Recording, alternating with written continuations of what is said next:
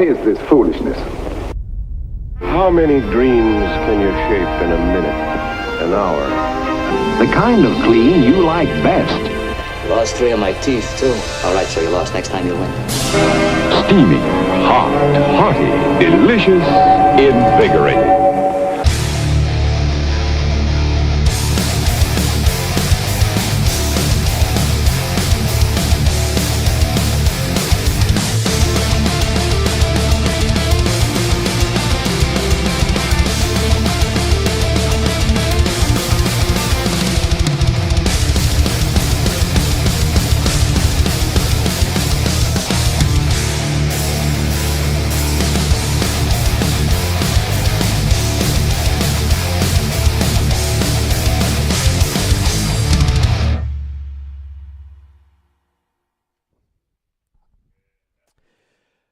Folks at home, how you doing tonight? Welcome to a brand new Ike Live. We got a great show for you tonight. 2 amazing guests in studio. Sitting to my right, Lou Minetti, a.k.a. Luminati. Lou, What's how you up? doing tonight? What's going on? Dude, stoked to have you here. I'm psyched to be here. It's great to have you here actually in studio. Yeah. Real, live. It's awesome. Also, we've got another guy on tonight, Bobby Lane. Hell yeah. It's going to be really Hell good. yeah. It's going to be a really good show. Let me intro the rest of the room real quick. We got a great crew tonight. Sitting next to Lou over there on the right, we've got the one and only. I know Brian did that on purpose because I was getting ready to say Pete Glusick, and then the screen went black. But they can still hear us, so it's no big deal.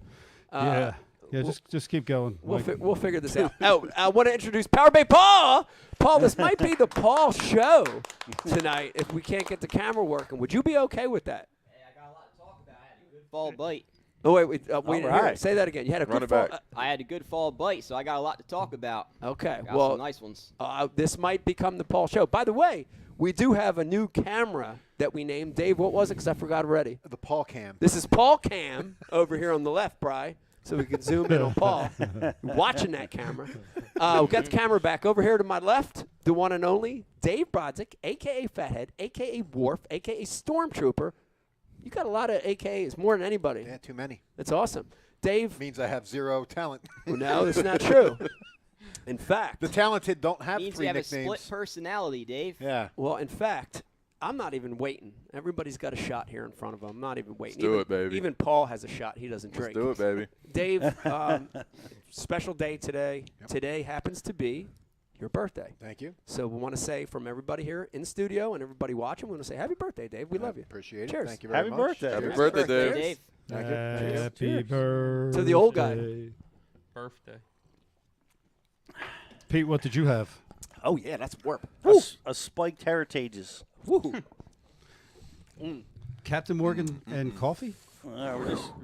Dave, Really Dave, the birthday boy was gracious enough to get me a cup of coffee on his way in today. That's awesome. That was very There cool. you go. Thank you. What a sweetheart. Yeah. I want to intro the try. rest of the room. We've got working the IMs tonight and other stuff. We've got the one and only Jake Haas. Jake, how you doing tonight? Ooh, I'm doing great. Good to see you. And then last but not least, with the turkey head on, crooked, pushing buttons, producing the show, Brian Carpenter, how you doing tonight? I'm good, Michael. Thank you. Glad to be here and whatnot.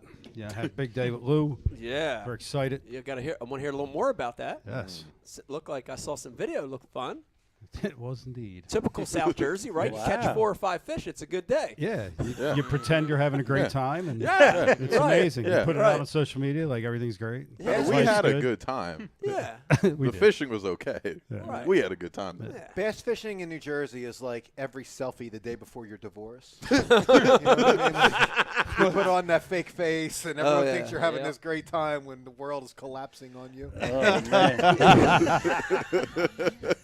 Dude, here's the thing. I think a lot of people don't understand how really terrible it is here, how awful it is here. And I'll just give you a good example because we just got back from that trip. We went to Venice, and we were legitimately out of our mind catching, 40 to 100 fish a day. And I think at some point the guides were looking at us like we were crazy.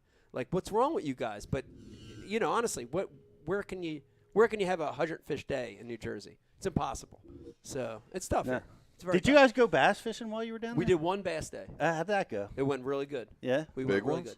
good. No. Not big ones, but you A know, lot of ones. a lot of fish in that. I would call it 1.75 pounds to 2.5.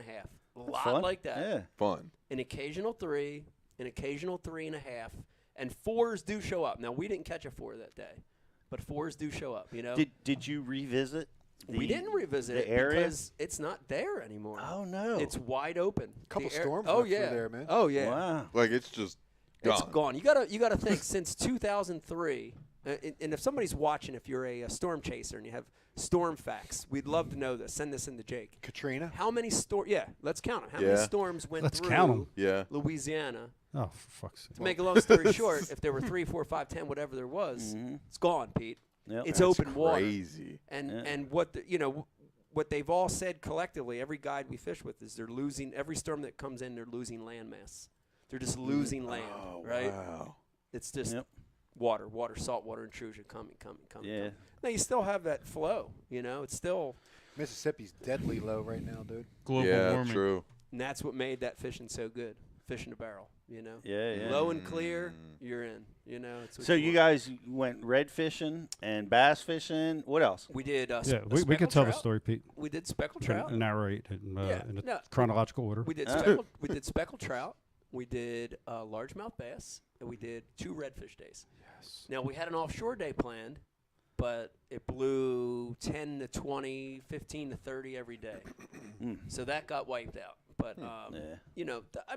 the highlight of the trip, I'm just being honest, from fishing, but besides hanging out with these guys, was the redfish, and the redfish on Dude, they were bass tackle. big. You know what I mean? Yeah. Legitimate 10 to 30 pound redfish. Brian caught the biggest. Brian caught like 49 incher, like giant. Whoa. Round of applause, everybody. Real worth it. fish of a lifetime. That was the Yeah. biggest for sure. But a lot of 10 to 30 pounders on bass tackle. Literally fishing riprap, dude. Were you doing that float thing like No, or that's were the you dude. using Dude, bass? that was the good news. We didn't have to. So we actually, my guide started doing that the first morning, and dude, it was like we caught like 1, and it was like we were popping, and it just there was no life, and then so the 2 guides keep in touch, unlike tournaments, where the guy's like, hey, jacking them up here, you got to come up river. So we went way up river, and I was shocked because I'm like, man, redfish live down there, We went way up river in the main drag and literally dropped the trolling motor on riprap. Dude, like you were going down fishing riprap. That's what it was like. And hitting chatterbaits, hitting swim that's fun. baits, hitting Yeah. bass stuff, Yeah. Incredible. And we all just like boat to boat? We weren't boat to boat because the air, like you'd get into like a scrape and Yeah. it was big enough for like a couple, like 1 or 2 key casts. So Okay. we kind of, the 2 guide boats stayed out of each other's way, but we were hopscotching the whole time. That's so cool. And I'm not taking anything against the guides because the guides were freaking awesome. Shout out to those guys that took us. But I feel like if you just went and fished riprap and you know a little bit about current and the way it breaks off of rocks and stuff like that, you'll catch them. Yeah. You know what I mean? Nothing. Like I said, they were great, but you could go there blind and fish. And they were on rock. It was interesting. Well, we were there with the ASA, and right on the river is where our event was. So I got to watch the river all day. Yeah. And that stretch of the river, not one time did I see a pleasure boat of any kind. Wow. Like, and I was trying to figure that out. Like, why weren't they out there catfishing or red fishing? Yeah. Right in the heart of Louisiana or heart of New Orleans. Especially with that many fish I was around. curious, is why there's got to be, all that current coming down. But maybe it's got to be more where it opens up, I guess, where the bait fish congregates. Well, that's an experience. If you're watching or listening to this right now, you have to, before you die, that's an experience you have to have. Pete, you've been down in the swamps before, but swamps. Southern Louisiana is just I can't compare it to anything else. No. I don't know if I can compare it to anything else I've ever fished. I remember we had a rain event while we were in a camp, and we woke up. We had like 10 inches of rain, and I woke up and there was no land outside of the camp. Like it was already an alligator swamp. Yeah. And now the alligators. that was down by Bayou Black, wasn't it? That was in Bayou Signet. It was Bayou right Signet. there. Okay. And yeah. the alligator, they could. I mean, you couldn't walk on the ground, man. It was crazy. It's crazy. It's a unique place, man. That must have been quite an experience. It's a good experience. It was You a good guys eat experience. good? What's that? You eat good? We ate really good. We ate fish almost every night, fresh fish we were catching. So we did the trout day first, which was great because we caught all these trout. Yeah. And the great thing about it is the guide just, you don't have to worry about the filleting. Yeah. So the guide filleted most of them. Brian the carpenter did help a little, but, we ended up with 4 bags, Ziploc bags of fillets that big. So, Did you cook it up yourself? So we had with us our buddy Tom is a borderline cook. Yeah. So he cooked. For us. Borderline cook. I mean, he's a good cook. He's not Yeah. a cook, Yeah, but yeah. he cooks. He can do it. Yeah, he's cook. He's a cook. He like cook. He liked to cook. What'd you catch off the balcony while you were there? Oh, we were cow. It was great. I mean, honestly, you never had to leave the marina. So we stayed at Cypress Cove Marina, and we were catching bass right off the bulkhead. There were mullet jumping in there. We had crab pots thrown out. We were catching crabs. The one day we pulled up the crab pot, there was a largemouth in the crab pot. And then the one That's night so we wild. decided let's catfish, and it was the one night we had something other than fish. We had fish Yeah. every night except that night. We had steak. We had this real juicy, fatty, thick steak. And so we ate all the steak, but a lot of the guys would cut off the big pieces of fat. I ate my fat. I love the fucking fat. That's Mike the best eats part. the fat. I ate the fat. Mike eats the fat. But so we had But this like the plate. chewy fat or the grizzle? Because the grizzle is amazing. I'll take 2 forks of grizzle, please. A little bit of both. Yeah. Some of the fatty fat, some of the grizzle fat. All right. So we Dave had a eats the big grizzle. plate of that laying there, and so it was at the point of night where we had all been drinking, and it was like, man, let's see if we can catch something off the balcony. It was like a challenge, and it turned into a challenge. Tom was in bed, I was in bed. Tom was in bed. McGraw was passed out at the kitchen Yeah. table. So when Mike says we, it was Mike. It was me. Yeah. I wanted to see it. And I mean, literally the second cast on steak fat, the rod just caught one. Like Caught what? Catfish. Catfish. Like a 2-pounder. That's awesome. From the second story. From the second story. No way. But that spurred a little catfish tournament. Started waking people up in the house. Yeah. And then it became like a little game, The funniest thing, so we stayed at a really nice called the Cypress House. VRBO, if you're over there, check it out. And the lady that rents it out, like specifically like in the rules, like no fish in the house. There's a cleaning table downstairs. No fish, no cleaning of fish in the house. Well, of course, this is all posted on social media. Me catching this fish from the balcony, and then I'm running through the house with it, like waking everybody up. But she sent a really nice note saying, even though you ran the fish through the house, you guys were great. You tidied up the house, and she gave us great reviews on VR. That is awesome. Funny. So shout out to Connie over there at Cypress House. That was great. Yeah. But a fun trip, dude. That is awesome. Super fun trip. Let me remind you, if you're watching tonight, if you're watching over on Facebook, we got something better than the Ike Live gift bag, and we are giving away an MTB. This is an Elite box. We'll be giving this away tonight. Like and share your feed. If you do that, Jake, you're going to pick a winner at the end here. What are you going to do? Yep. Yeah, somebody random's going to win. Okay. Yeah, Like random. and Yep, share random. that feed, and we're going to select you. Also, we got a couple other pro boxes laying around, and if you've got a good question or comment tonight, send it through. If you're picked out, we'll send you one of the pro boxes as well. I want to start off here, Dave, just give a little shout out to our sponsors, and a lot of these are timely. I want to tell you that. The first one, Pete, Mystery Tackle Box. It's the holidays. Dude, Black Friday just happened yesterday. Today, Small Business Saturday. Great time to purchase a Mystery Tackle Box. Wouldn't you agree? Buy it for somebody that that fishes. They'll love it. Yeah. They'll absolutely love it. I mean, every month it's cool because every month they get the Christmas present. Dude. So it's a perfect gift. It's such a great Right gift. now. And I got to tell you this. How many – because if you're a fisherman, Dave, this has happened to everybody. You have someone you know. Paul, probably happened to you. You have someone you know that knows you fish, and they get you a tchotchke fishing thing, a Billy the Bass, fucking socks with a fish on it. Fuck, man. Really? Like, how I many had a hard fishing F, socks Michael. have I got over fishing, you? fishing tree ornament. Yes. Dude, 5 years after Billy the Bass was tiresome, my mom got me one. Like, I remember that. I found the funniest thing you're going to love. Like, It was new to her Oh, at yeah, that dude. point. Yeah. I remember that. How many did you get, Mike? Billy the Bass. A lot. I must have A got lot. 10. Like anything that's ever has a fish on it, I Yeah, got. Like yeah. a glassware, like whatever. You know what I mean? But this is something a fisherman's really going to appreciate. So if you're watching this, you have a fisherman you love, they will appreciate that. They really will. They will love it. Yes. Founders Beer. I know how you're thinking right now. Well, how can this tie into the holidays? Dave, Founders, a great brewery with a lot of good beers. Here's the thing.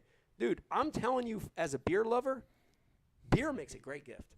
I would love to see some 6-packs under my tree, a 12-pack. Yeah. Go to founders.com. Founders also has an app. I got to tell you, Pete, this app is great. Check this out. I downloaded this thing. I want to show it to you. If I can find it. I got so many apps. Oh, I got the app. What do you, got do with the app. Founders Yeah. app? Gotta Founders have it. has an app. You got to have the app. And I downloaded this thing. It's unbelievable. I can't find it right now. I think I have it. Hold on. Hold on. But here's the deal with the app. If you plug in your zip code in the app, they will literally list, there it goes, Founders app, find beer. Okay, Lou clicked on find beer. Lou puts in his zip code. Simple as that. Whatever it is, there you go. Hold on. We're getting there. Okay, searching locations. We're getting there. And it will list, when I put in my zip code, it listed about 10 different locations, but it puts in every location, and it actually, you click on the location, it shows you the Founders that they carry, which is unbelievable. So It's got like 15 There It's you got have a it. million places. That's amazing. Yeah. wine outlet, wine emporium, beer emporium, there you go. And it'll tell you, I think, all the flavors they have, too. Yes, Or not yes. flavors, but brews. Yes. By the way, the all-new, all-day haze we're drinking tonight, hazy. It's amazing. Me and Lou been through a 15-pack already. Already. Okay, it's pretty amazing. It's pretty amazing. Can neither confirm or deny. Yes. I deny it. Also, want to remind everybody over on Tackle Warehouse, they're having some crazy Black Friday specials. Even though it's past Black Friday, they're continuing, I think, for the next few days to go over there. And last but not least, Ike Foundation, have a little note here that Giving Tuesday is this Tuesday, November 29th. Did you know that, Pete? I didn't even know that. No, I did not. It's Giving Tuesday, and they're focusing on conservation this year at the Ike Foundation. So head over there. Even if you have like 50 cents, $1, $5, whatever. If you donate it, it's going to go toward stocking fish in a lake that needs it, right? So especially, some of the lakes, any lake in New Jersey, because they all suck, but lakes where that needs a little extra help, that's the cause this year for the Giving Tuesday. So head over there, IkeFoundation.org. Also check out the Ike Foundation web pages on Giving Tuesday. Yes. Giving. All right. Can I tell a sucky New Jersey lake story that Of just happened course. to me in the last 2 hours? Of course. In the last In 2 the last 2 hours? All right, let's Whoa. go. Yeah. Breaking so, news? Yeah. Whoa. So my Damn. my pond's goldfish are about 3 inches long max. Okay. I could only capture one because there's some rock structures that I built them that they hide in. Yeah. So I'm cutting them loose for the winter. This or is else- your pond. yeah, at my, your house. in my backyard. Yeah. So I got to capture them, cut them loose because they're gonna they'll freeze solid. Right. They're not gonna make it. So I go to the spillway in Audubon Lake where you used to have the Ike Foundation event. Yeah. Shine my flashlight. There's maybe 3 or 4 2-pounders, probably about a dozen 12-inchers. Yeah. At the like- spillway. Like, man, you're dead. Like, Oh, I'm yeah. sorry. Like, I wanted to give you a fighting chance. Yeah. So I'm like, this is going to be cool. I throw him in the center of all of them. He just swims. They don't even jump on him, dude. Nothing. Nothing. They're there waiting for food to come down the pipe so Yeah. they can eat it. Yeah. I throw them a goldfish, Yeah. and they don't even eat Nothing. it. They were probably thrown off by the Dude, color. or the light. It was the it was light. like Dumb and Dumber, like Yeah, when the like- bus pulled up with all the With the bikini girls. models. Yeah. Yeah. Yes. There's another town about 10 miles that way. Or when the couple walk by and he's like, nice ass. He's like, yeah, he must work out. But yeah, it's ridiculous. That's New Jersey, guys. That's Yeah, New Jersey. pretty much. Dumb, That's dumb winter- fish. Winter Very- bass for you. Yeah, very stupid fish. We Stupid bastards. stupid fish. We did Mike? just yes. We have a Bash University promotion that we need to mention. Oh, that's Be- right. You I've have a been- Black I've Friday been- something or other. I've been going on. getting a lot of requests. Hate. How do I give this to somebody? And we have Bash University gift cards. Very little hate. It's nothing but love. I love you, Pete. Very little. But we it's amazing right now. We have it's $50 off an annual subscription. You get a $75 tackle coupon. Ooh. It's just an amazing opportunity. It's a great gift. Speaking of great and gifts, that's it's red another hot great right now. gift. Yeah. It's something that's going to give back the rest of the year. If you've got somebody, like I said, loves fishing, it's an opportunity for them to learn from the best. It pays for itself. It does. And I'm seeing people all over sign up for the classes. We're in Texas this year. So excited to be in Texas again. We're at in Texas, Pete. Right outside Dallas. Nice. We're going to also be in South Carolina. We're going to be in Alabama. There they are. We're in Gadsden, Alabama on January 14th and 15th. Anderson, South Carolina on the 21st and 22nd. And we're going to be in East. We're going to be in a lot of shows around the country. You're going to see us there. But we're going to be in Texas on the 28th and 29th of January. So that isn't even on the website yet. That's going to be coming real soon. Thanks so much. Are you doing for all that. those? Are you doing all those January dates, or are you splitting it with somebody? Oh, we're going to be, No, are you going? we Are got to you be going? multifaceted Oh, so now. you're not going to all as of them. bad. I'm going to go to as many of them as I can. But we're also going to be at the shows this year. So, guys, we're wanting to go to California and Florida and the East Tennessee. We want to go to all the bass fishing shows around the country this year. So, look for us all over the place as well The as good the old classic. days, man. Nostalgia. Yeah. Yep. Yeah. I want to go to California. I mean, that was the first year That'd be cool. that we had a bash year. We were in Sacramento. We went straight out to California. Yes, we did, Yeah. and we were in Florida, Miami. it's going to be a fun year. We haven't been, Mike. We haven't been face to face with students for 3 years. Crazy. What? Three The years. COVID showed changed things. This COVID. dingbats still wearing masks in their car. Well, they do. Pete, what is that about? People do. Look, Never I'm mind. just glad we're Never going to be talking to the people face Dude, to face. They're wearing masks over Halloween masks in California. Mask on mask. Well, Mask on I was mask just action. one of the guys just told me in Alabama they never wore masks. Yeah. Never. They Not never. even during the height of the Right pandemic. during the height of the pandemic, I man. don't Sweet know. home They Alabama. never wore a mask. I think every state fell for it for like maybe a week. They're like, Yeah. wait a minute, how's this dude at Walmart still alive, man? That dude, he's got it around his chin like a chin strap. Like, how's he even alive? Yeah. Wearing it like a chin strap. Oh, my God. It's crazy. We just got over Thanksgiving. Pete, I want to start with you. How was your Thanksgiving? Fantastic. Mom cooked a turkey this year. Hell yeah. We've been cooking Nice. for the last 10 years, but Yeah. she wanted to do it this A year. swip so- swap. Yeah, so it was really Nice. cool. I've been eating Mom's Thanksgiving turkey. Shout out to since, Mom. I was 1 year old, so it was really cool to eat her.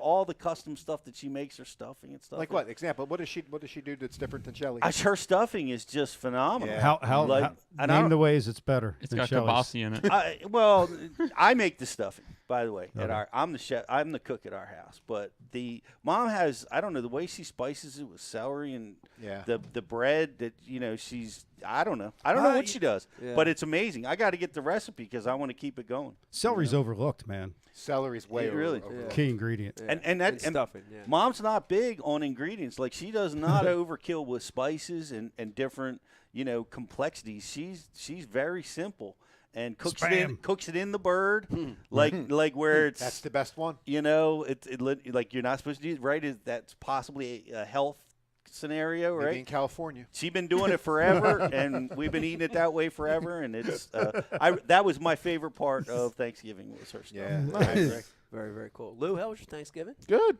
I mean, got to see. I'm here, so that's Yeah. nice. It's cool. Saw all the Just family. keeps giving. Spent like 2.5 hours ripping on stripers in the surf Hell yeah. on Thanksgiving. On That Thanksgiving. was awesome. Whoa. You had Chinese food on Thanksgiving, didn't you? You didn't eat nobody's house. No, I had to call. My dad called me in the middle of it, and he was like, "Oh, you ever coming back?" And I was like, "I don't know." Hard to come back. We had to leave him biting. It was the most unbelievable I've ever seen. I heard they were like around your ankles. They're Oh. all over the place. Yeah, I've got videos. I mean, they were like the bait was pushed up onto the surf. Bunker? Oh God. Yeah, little peanut bunker, Yeah. flopping on the surf. The striper. I mean, it was unbelievable. Oh, I gotta get. Just gotta get on hordes some of that. them. It was Yeah. unreal. Is it still going on now? Yeah. Oh yeah, guys were doing it today. Wow. They're better than average. They're like instead of your Schoolies. 20 inches, they're like Yeah. 25 to 35 inches. Yeah. They're good ones. Yeah, let's go. Yeah, that's awesome. That sounds fun. Yeah, Are they coming down? Like they're in like Central Jersey I right think now. so. Yeah, Yeah. so I'm in Brielle area, and they were the other day. They were in like Lavalette, Maniloking, and then I think the next day, Black Friday, they were in like Seaside. So I think they're sneaking their Coming way down. down. Yeah. Yeah. Wow. I'd like to do some of that. It's That sounds so incredible. fun. Incredible. I'd like to do some Did I of ever that. mention how much I like Brielle? No, I'm just kidding. No, actually. How about you, Mike? How was yeah. Thanksgiving? Thanksgiving was great. It was awesome Thanksgiving. A couple takeaways. One, even though Traeger is not a sponsor of the show anymore, they were for a short period. Cooking a turkey in the Traeger is bomb. I'm just straight up Really? telling you, dude. You put it in and you cook it forever. You cook it Yeah. for like half the day, and it's moist. It's amazing. The other thing Beck did with turkey this year, she did a little. I don't know if you call it braid. What's the correct? Since Becky walked in, is it a plait? Is it a? What is it? Get on the mic. here. basket I weave? can't hear what you're saying. Basket weave. A basket weave with the bacon on top of the turkey. Pretty good. Trust me. The juices. Oh, absolutely. Ooh. The juices Ooh. spilled Ooh. down into the turkey, which was great. But here's the big thing from Thanksgiving. And shout out to Beck since she's here. Shout out to Beck. We were in Italy, and when we were over there, it was like, remember last year we were talking about all these small plates. You know, they don't just say, here's your dinner. Like, you know, in the States here, they're like, little plate, little plate, little plate, you know. So this year for Thanksgiving, Beck's like, let's copy that. Let's do small plates.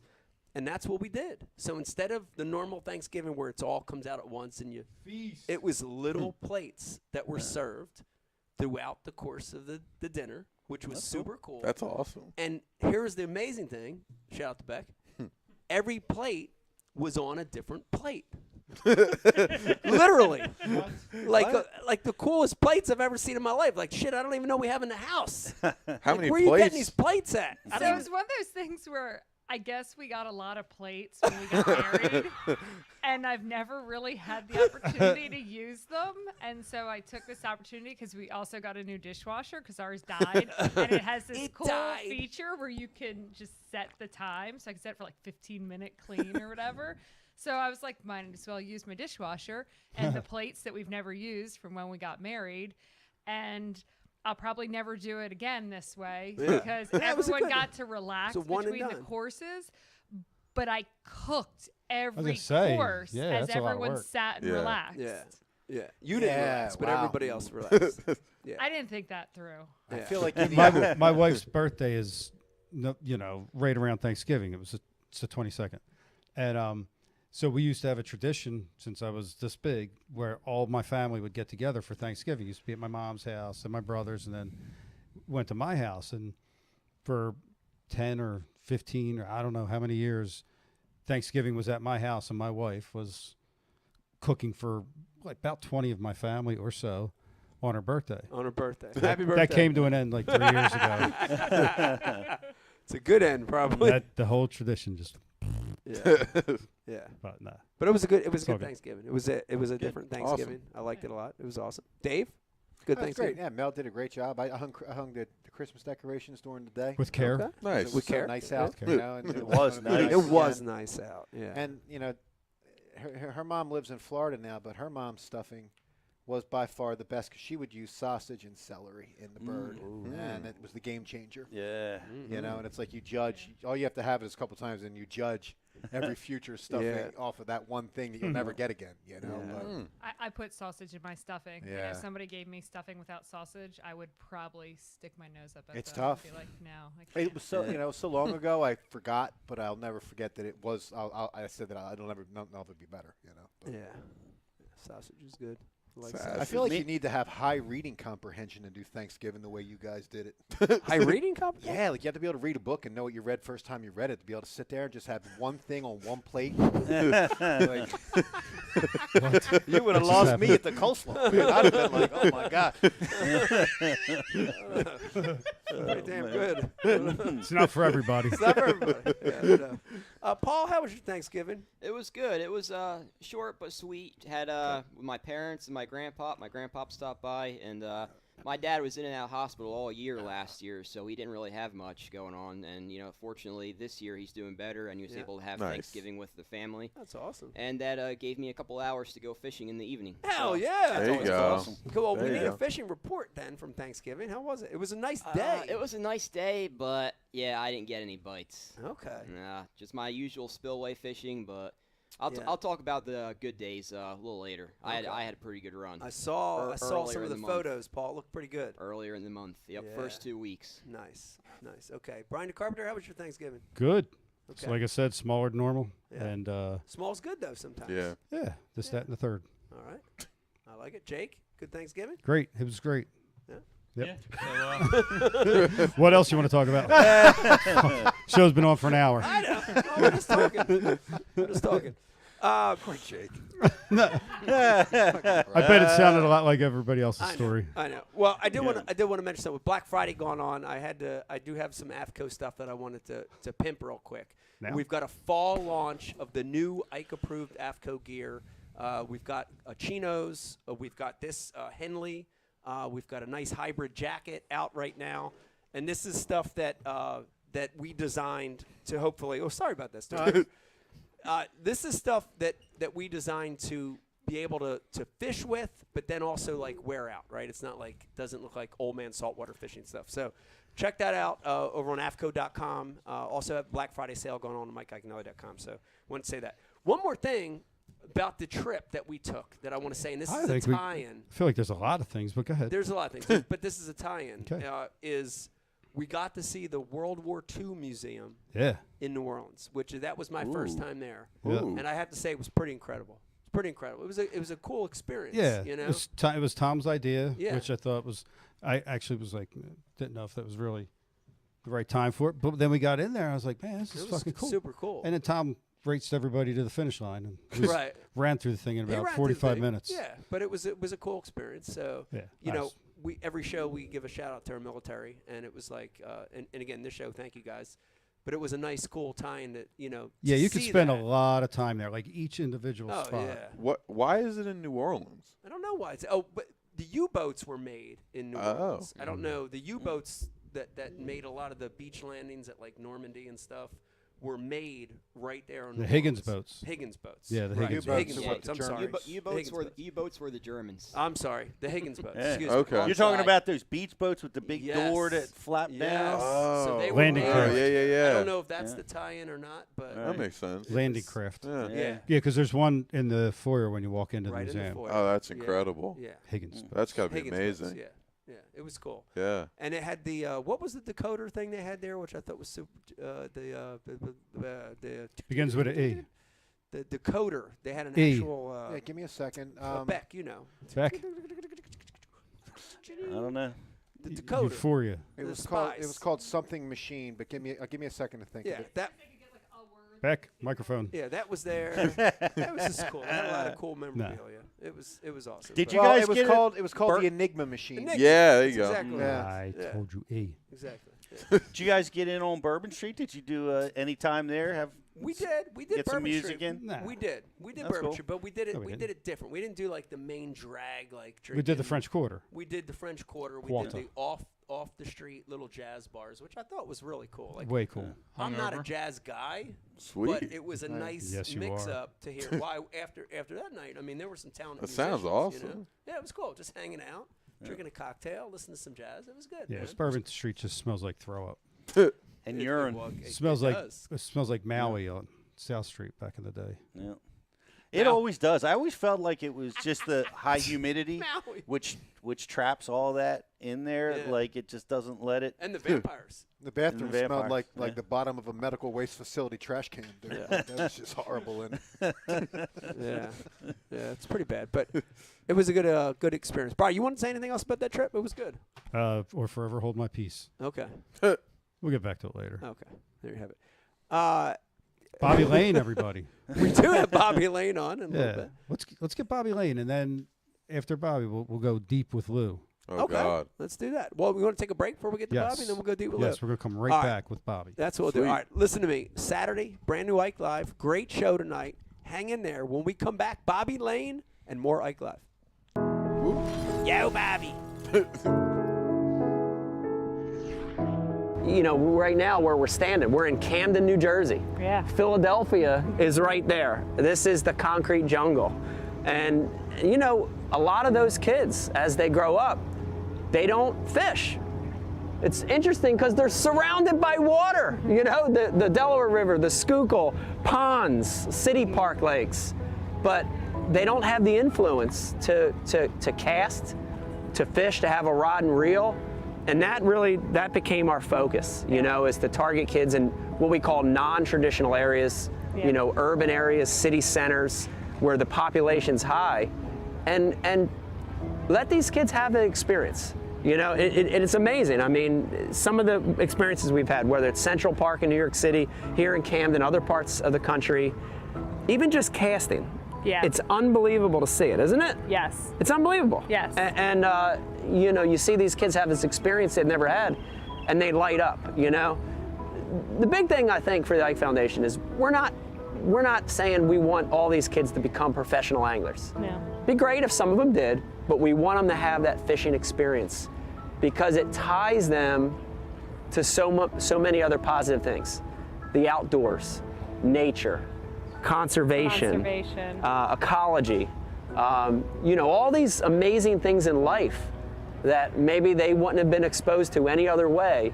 We're trying to help with that. So it's important. It's important for us. Yeah. We're proud of it.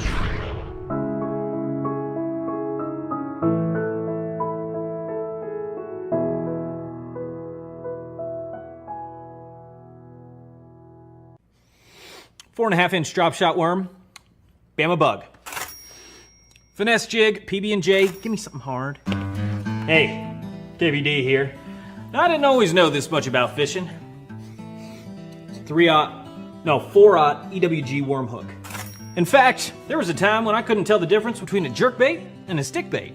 But then I signed up for Mystery Tackle Box, the original monthly tackle subscription. And now I know more about fishing than I do about calculus. And he knows a lot about calculus. Plus, I get amazing extras like free fishing magazines. October 2016. Featured article, 4 places to throw a frog. Exclusive decals. Zombie bass. And how-to videos for all the great baits I receive. How to tune a crankbait. Is that underwater footage I smell? I got goosebumps. So if you're looking to develop enhanced fishing abilities like me, or you just like getting new tackle every month, go to MysteryTackleBox.com and get your box today.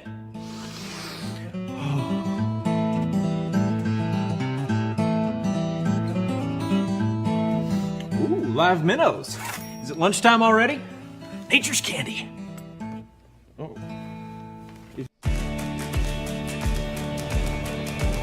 At Founders Brewing, we asked ourselves, what if we brewed a beer perfect for any occasion?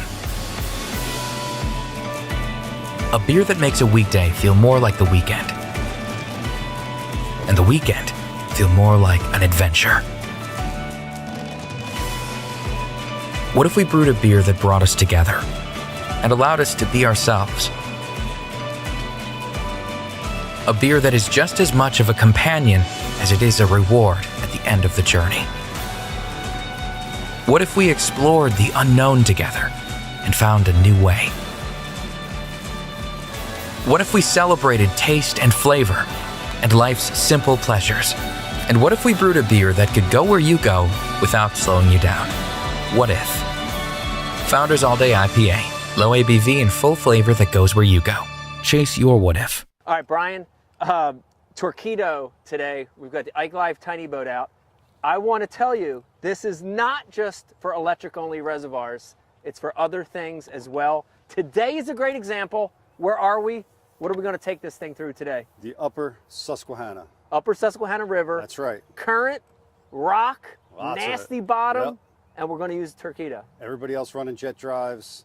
We've got the rock guard on the Torquedo. We're going to some small spots. We're gonna get in there. We're going to make it happen. There you go. Let's go. Shallow water, speed, strength, power. Come on, let's go. Consistency.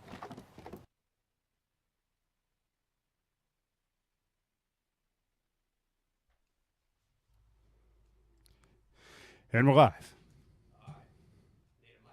Yep, that's that one. Okay. How about that one? Everybody, welcome back to Ike Live. Hope you're having a wonderful Saturday. We've got a great show for you tonight. This is the Thanksgiving special. to my right, Lou Minetti. We're going to have him on in the third segment. Lou, thank you for coming on tonight. It's great to have you here. Yeah. And Bobby Lane joining us just a little bit. Real quick, yeah, I wanted to tell you this. Beck brought it up, and I was going to not say anything about it. It's Dave's birthday. I was trying to put all the old man blues on Dave tonight because he's old now. But I got to admit to this. So this morning we wake up, and Vegas comes running up the steps. Dad, look out the window. I look out there, and, dude, I've never seen so many turkey. Just walking, not even like strutting, like just walk. And I counted like 27 turkey all in a row. And it was like funny, like, and Beck's like, they must know it's the day after Thanksgiving. They don't care anymore, you know. And then all of a sudden it hit me. I'm like, oh, dude, this is a great social post. I'm like, Vegas, throw some shoes on. And we put on those dumb, silly hats. And I'm like, let's go out there. We'll sneak around the barn. And I'm like, we'll get on them and I'll record. And we'll run after them and chase them and try to catch one. Now, they're not a dumb bird, but they're a slow bird, you know. So Vegas is all in. And I start recording. I get Vegas doing the intro. Okay, we're going to chase turkeys after things. And, dude, we start chasing these turkey. And I was good. And then I hit the soft dirt in the field over here. And something happened to this left leg. I don't even know. I still don't know. Charlie horse, hammy. I don't know what it was. Dude, I did like the Mary Delgado. Brian, you remember that? Like I hit the field and just started cartwheeling. And the phone, I lost the phone. It was gone. And, dude, I hit the earth. And I actually made, like, an imprint in the earth. Oh, my God. And Vegas comes running up. He's like, Dad. I'm like, Mom. I couldn't move. Come Dude, on, she really? literally had to pry me out of there. Out of the dirt. Dude, it's still, I don't know. I still don't know what's up. But Out of your I'm just, earthen grave. I'm old, I don't know what else to say except I'm old, Did you get close? We didn't get, like, I felt we were getting close. Yeah. And the funny thing is, half of them ran, half of them tried to fly, and it's the most awkward fly you've ever seen. They were like, and they're hitting the trees as they're trying to fly. It was great, except I fell. None tried to fight you? Because no. Turkeys are mean. Yeah.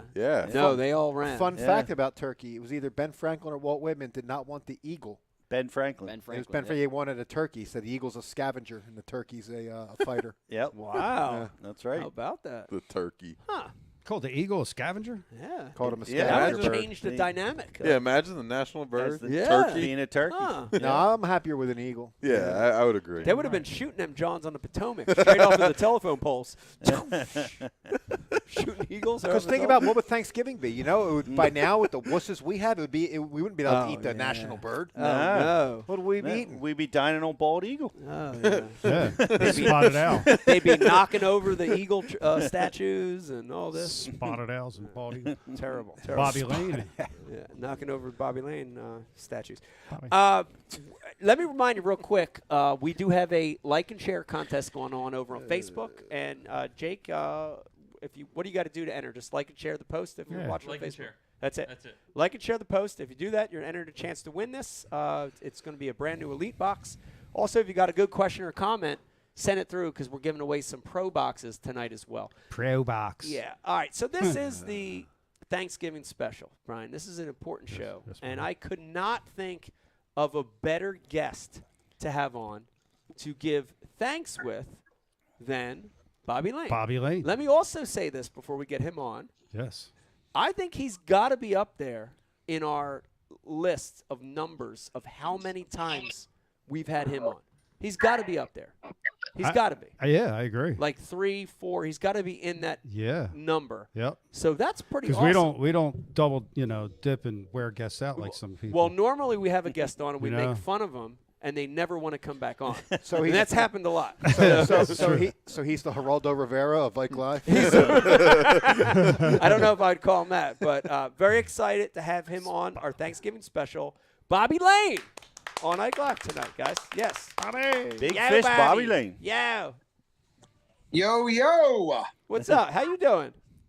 How honored is this Thanksgiving special? Wow, Yes. I really appreciate that, Mike. Well, this is great, Bobby. I just mentioned before you came on, you're at the top. If you're not number 1, you're 2 or 3 of guests we've had on this show the most over the years. So thank you for coming on.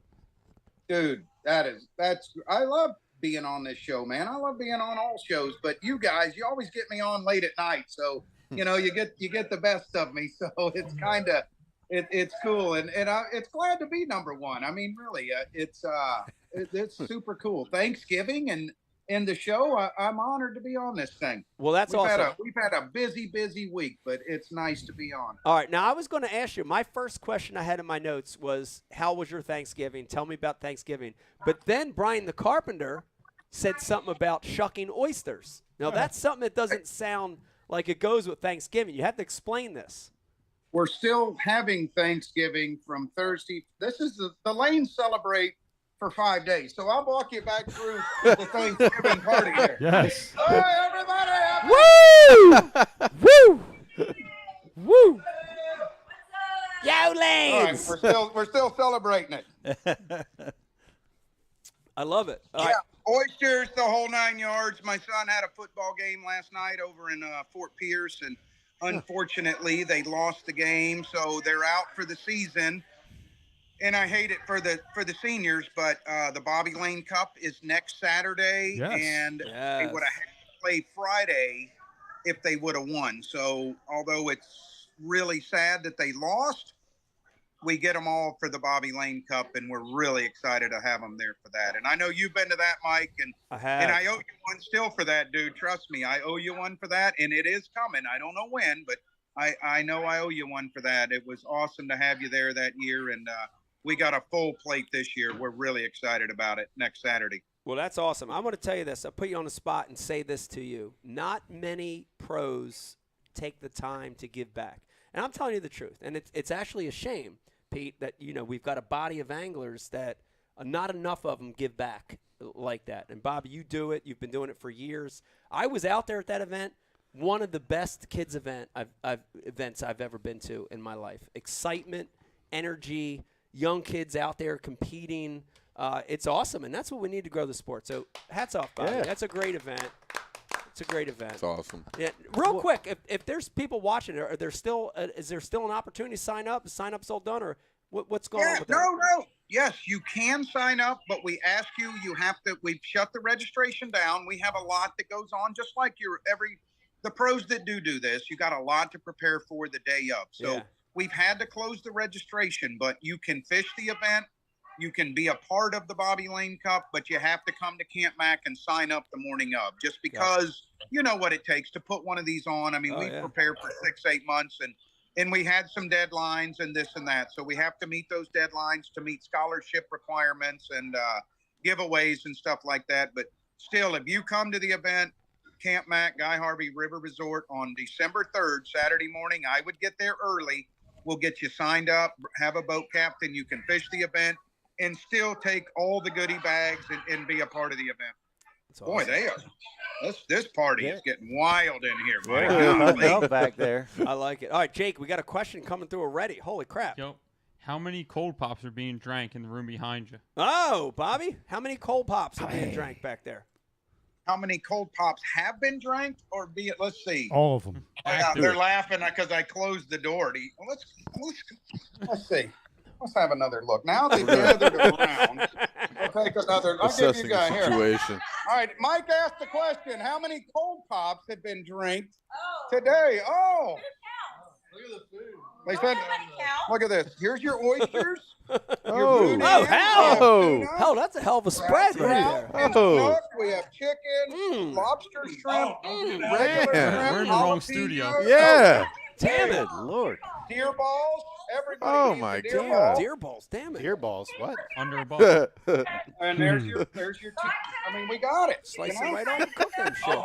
Grab your special deer fries. Chop them right off. There it is. Casamigos. I mean, we got it. So, Mike, you can answer the question. All I know is it's fun. Wow. Nice. What fun. I got to tell you this. What a spread. Bring you in on a Saturday night. Alabama just beat Auburn. That was a good game.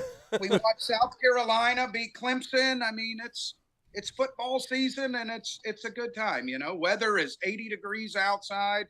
Kids have been swimming in the lake behind me. I mean, it's just fun for everybody. Wow. This is, Bobby, it's funny. When you were just showing us that spread and the energy and the excitement in that room, it reminds me, and this is something I have to know. That reminds me, what is it like growing up Lane? Like, not just in the present, but in the past. Growing up, was it like that for you as a kid? Is this something that's just transferred over the years that you're doing now with your family? Is it always like that in the Lane household? I mean, really, this is making up for what we didn't have back when I was a Lane. Good Lord, we had pinto beans. Maybe enough, Mike. It was so bad when I grew up. The hot water in the shower. I had Arnie's the oldest. I'm middle. Chris is the youngest, and my sister, of course, our sister. There was 4 of us. We could only take 3-minute showers. You was on off, so the hot water would be on while you wash. You would have to turn it off to wash. I'm sorry, turn it on to rinse, and then you immediately got out so the next person could get in. That's how bad it was around the Lane house. I mean, it was unbelievable. Yeah.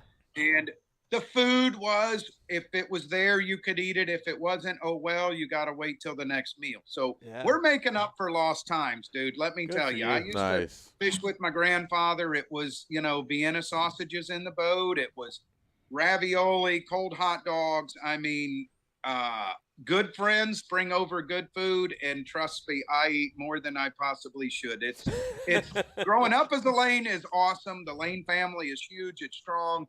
There's more of us than ever, and we have some big blowouts, but this is more family and friends, and this food here is like nothing I've ever seen in my life. This is once in a lifetime. Man, that's awesome. I love to hear those stories, Pete. Like it's great because this is a cool sport where you get to see a lot of dynamics of different people in the sport, but not taking away anyone else, but the guys that come from more humble backgrounds. I love that and appreciate that, and it's cool to see it, man. And they've you and Chris both have crushed it, and hit the pinnacle of like you're in the top 1% of fishing, of professional fishing. It's amazing that 2 brothers could do that. 2 brothers. Well, I was on Dave Mercer's podcast last week, and I'll tell you what makes me the most disappointed out of all of this. Why haven't Bobby. me and Chris been on a pod? I mean, you got a Bassmaster Classic champion and a Red Crest Major League Fishing 2022 champion. I mean, Mike, you answer the question. Pete, I got to throw this out there. Watching you fall off that boat. Round of applause for Pete falling off the boat, everybody. Round of applause for Pete. It's still killing me. Watching that, I laugh every time I watch it. But really, I mean, think of all the brothers that have come through the ranks from Bass, from FLW, from ML. I mean, you name it, anything. Me and my brother have both won the pinnacle of trophies, and I'm a little disappointed that he's not doing a few shows with me and I'm not doing a few shows with him. So I ask you guys down the road, I would entertain the idea of me and my brother both. I would love that. Brian Hey, blood's thicker than water, guys, and me and him stick together, and it's pretty cool that and Pete, you just mentioned that 1%, and I think that is probably the odds of that ever happening again for a while. Bobby, I talked to your brother Chris yesterday and again today. And I guess he's sick right now. He's got a sore throat and lost his voice or something. But that was going to happen. We were going to surprise you with Chris on tonight's show. We'll make that happen eventually, though. We will. We did try, buddy. Yeah, I mean, that's pretty cool. I mean, we could just go with Arnie, like replacement brother. We get Arnie. I can bring my sister in here. My son won the cup last year. Hell, we'll throw him in there. Let's go. Yeah, how cool would it be if you could talk about your family in the third person, like Bobby just was? Yeah. I was just listening to him, damn. That'd be cool to have that. I mean, my dad's got to be. I know my grandfather was proud, and all the family, but I know my dad is he fishes every single day of his life still, and I know him and my mom got to be super proud, and I'm looking forward to getting them to a Bassmaster Classic here soon. And I see Mike reading his notes, and I got a feeling that's some of the questions that are coming. Well, I got this feeling. I mean, this is Ike Live. This is Ike Live, Bobby. And this is Ike Live, and we do ask some of the tough questions. This is not a tough question, but here's the thing I love, and you've been on the show before. I said this to you before. I love that you're very matter of fact, and I say that in a positive way. Like so many people we deal with in the sport are kind of like, they're not who they are. They portray to be something different, and then they'll go behind your back and say something. And you've been very matter of fact, good or bad, genuine. We've had a relationship over the years where on the water, off the water, good, bad, but you're upfront. And I love that. I love that about you. And that's growing up in Jersey. Most people are like that too. So that's very, very cool.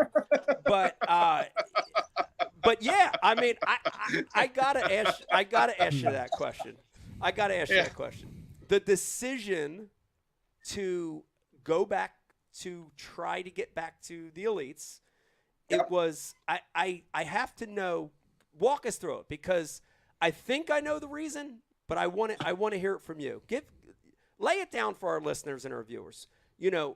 Literally winning the pinnacle of the sport in one league and saying, I'm going to go backwards and go to a lower level to try to get back to bass. That's a tough fucking decision. Mm-hmm. I'm just telling you. That's a tough fucking decision. That's a bold decision. That's a bold decision. Backed with confidence. Yes. Walk us through that, because I have to know. Power. Yeah, dude.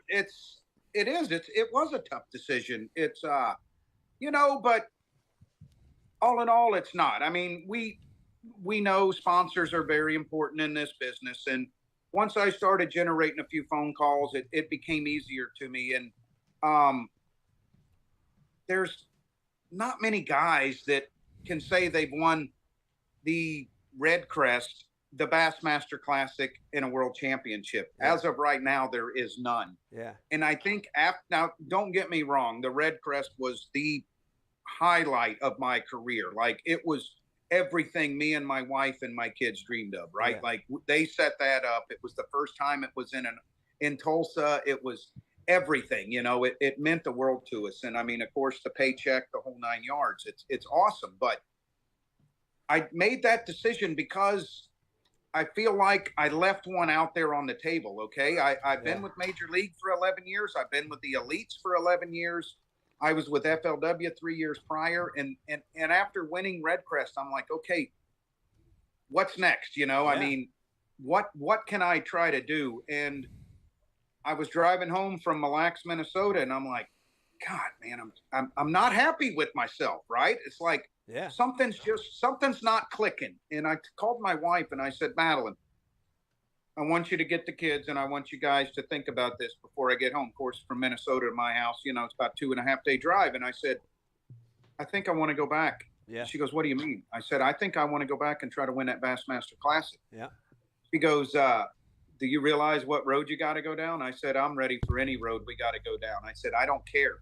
Yeah. I said, I'm 48 years old. And if I don't get my ass in gear immediately, I'm going to regret this the rest of my life. I got a feeling. And she says, we support you. We want to go back to weigh-in style events. We want you to get back to the Bassmaster Classic. And as I portrayed that to my family, Ike, I mean, the lanes are all about family, being at that Super 6, being at that moment, being at the drive-through weigh-in, kind of going through the 5-fish limit the past couple of years with the pro circuit. It's all kind of come back to my roots, and it hit me hard, man. And it really did. And I said, there's one goal that I'm after, and it's not AOIs. It's not wins. It's the pinnacle of sport. Like you said, to win the holy grail of trophies is the Red Crest, and right now the Bassmaster Classic. I mean, those are the two to get. Yeah. You got the Classic, and I got the Red Crest, and I want what my brother's got, and I think my brother wants what I got, and unfortunately I got to part ways and go this decision and step a step backwards. Yeah. But I'm ready for it, dude. I'm ready for it. I'm hungry. I'm fishing the Toyotas. I'm fishing the first Invitational. It's not like I hate Major League, okay, or hate bass. I'm just that guy that loves to fish, and I want to go back to my roots at 5-fish weigh-ins, and I want to get back on that Bassmaster Classic stage and go through that again. It maybe came so fast at Major League that it didn't set in as long as the Classic has kind of haunted me over the years. I mean, second to Casey Ashley, third to Alton Jones Jr. when I had a dead fish in the well. I mean, it's just that whole part of the classic that is kind of dwelling on my bones, man, that I want to get and try that and be the first ever to win a world championship, a Red Crest, and a Bassmaster Classic. And if I don't make a switch to the Opens, right, it's not like I got all these exemptions to go anywhere. Yeah. If I don't make a switch to go to the Opens and give it a whirl, there's no way in hell I'll ever get the opportunity to do it. So I'm leaving on a wonderful note. I'm leaving on great terms. Nobody has knocked anything I'm doing. I won't be able to defend my title in Lake Norman next year, but I'm ready to and throw that rear view mirror in the garbage and look in that rear view mirror and look in the mirror and head down the road, not let's go backwards anymore. Yeah. Well, I tell you this, kudos to you for doing that, and I've said this about every guy that either went to MLF or came back. You have to do what's right for you, right? You have to trust your gut, and I think everyone should do that. But, Pete, the history behind the Classic, right? Like, there's nothing like the Classic, right? The Classic's the Classic. I don't care if 30 more leagues pop up. You'll never have another Classic. And I think the feeling for that event, especially in our generation, right, if you're 30 to 60 years old, you have that tie to the Classic, right? Sure, and that's you do. hard to shake that, man. That's hard to shake that.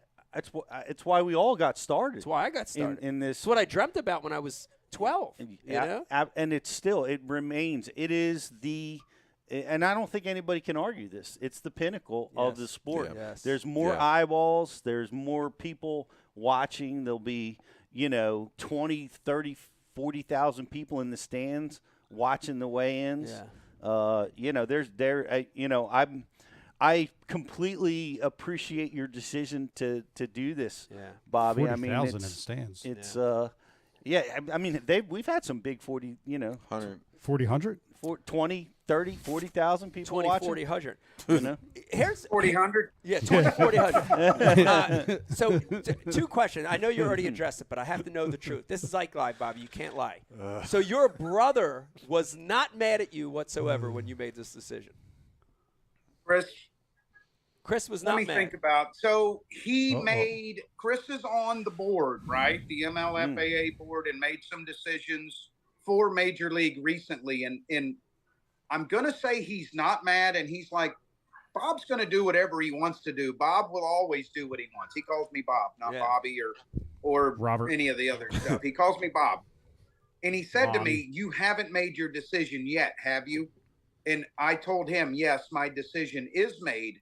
I just haven't announced it yet. And I think at that time I could tell he was a little distraught. Yeah. But what's weird, Mike, Ike, whatever. Dude, I have a lot of names too. Me and him have talked more in the last month and a half than we have talked in a long time. And it's been brother to brother talk conversations, which I love. And you got to remember, Chris went to Bass before when I was in FLW. You got to remember, I've been FLW, I've been a Bass, I've been Major League. The pro circuit was FLW. Now I'm switching back to Bass. I mean, this whole thing's just kind of been a flip flop around. And Chris the same way, FLW, Bass, Major League, and who knows what he's going to do in the future. But no, he's not mad. I was just going to say that. Family supports family no matter what decision they make. And I promise you, Chris has got my back 100%. Just like he did in any fight, any grumble, anything we were ever in all our lives. Does he end the call with, "Hey, bro, save me a spot"?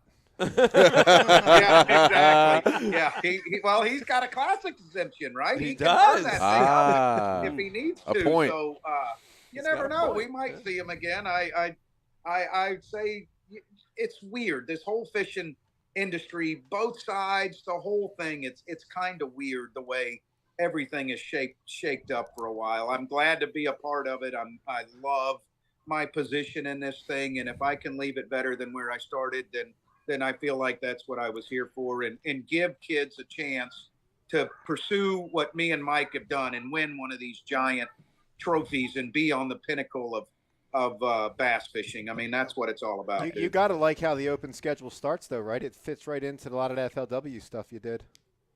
Yeah, I mean, Eufaula and I mean, yeah, right.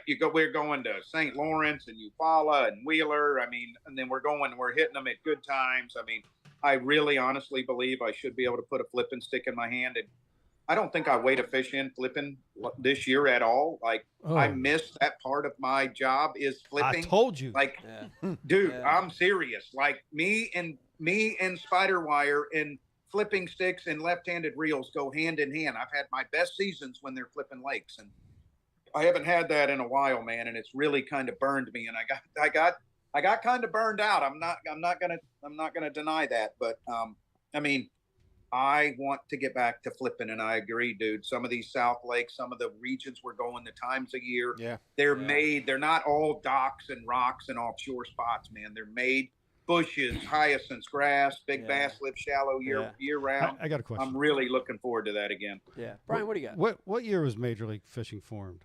I don't know. I don't know the exact answer to that. I know. Well, I was 11 years, so I'm going to say 2011 probably is when we were at Amistad, Mike, years and years ago. That sounds about right. 2010, 11, dude. Yeah, that sounds about right. The same year that the Large Hadron Collider reached max capacity and discovered the God particle and changed the world. Oh, you're throwing some of NBSU that started. shit into this conversation. It could be. NBSU. NBSU It was before that. No. Wonder where that was coming from. I don't know.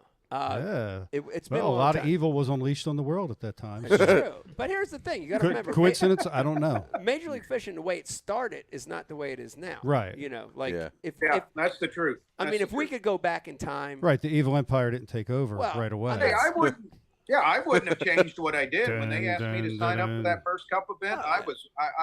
I wish that they would have asked me to be a part of the business side of things, but since we're originals, right? But I would have never changed my mind again, man. Those cup events were the start of what Major League is, and to know that I helped in every which way of that is awesome. I'd have never turned that down again. No, and that in hindsight, that's the thing that I wish I could change. Like if you can go back in time and fiddle with stuff, you know, and change the world, like. The way it was perfect, right? Just the TV show? Just the TV show. You Yeah. had an amazing Bassmaster League, and then you had this other amazing league that provided guys a way to create income and to keep their season going. And it was the best of both worlds, you know? Yeah. When it got to where it got messy is where it sort of got complicated for a lot of guys, including myself. It got complicated, you know? Yeah, it did. It did. I mean, when did you leave? 2 years ago? 2 years ago. 1 year? Yep. 2 years ago. Yep. Yeah. Yep. And from a fan point of view, having that alternate, Cup TV format was cool. It was When nice, it was yeah. a nice Sure. little TV, something different. Yeah. It was a cool little change of pace. Yeah. And Well, it's the way it is now, I don't know. Illuminati, Yeah, I mean, everybody. right. It was a 1 pound minimum, and it was all you can catch. I mean, Yeah. it was new to the world, and it was made for TV. And I mean, you're right, Mike. It did work in the beginning for sure. I loved it. I'm not gonna disagree just for the sake of it. I as a fan, I thought the 2004, 2005 FLW Bass was the best time to be a fan. That's a good You never time to be knew a fan. when Yeah. these MLF events were even happening. You'd Right. watch it and you didn't even know it was 7 months ago. Right. Yeah. You know, like- That was confusing. And that's still confusing. the same. Yeah. Trust me.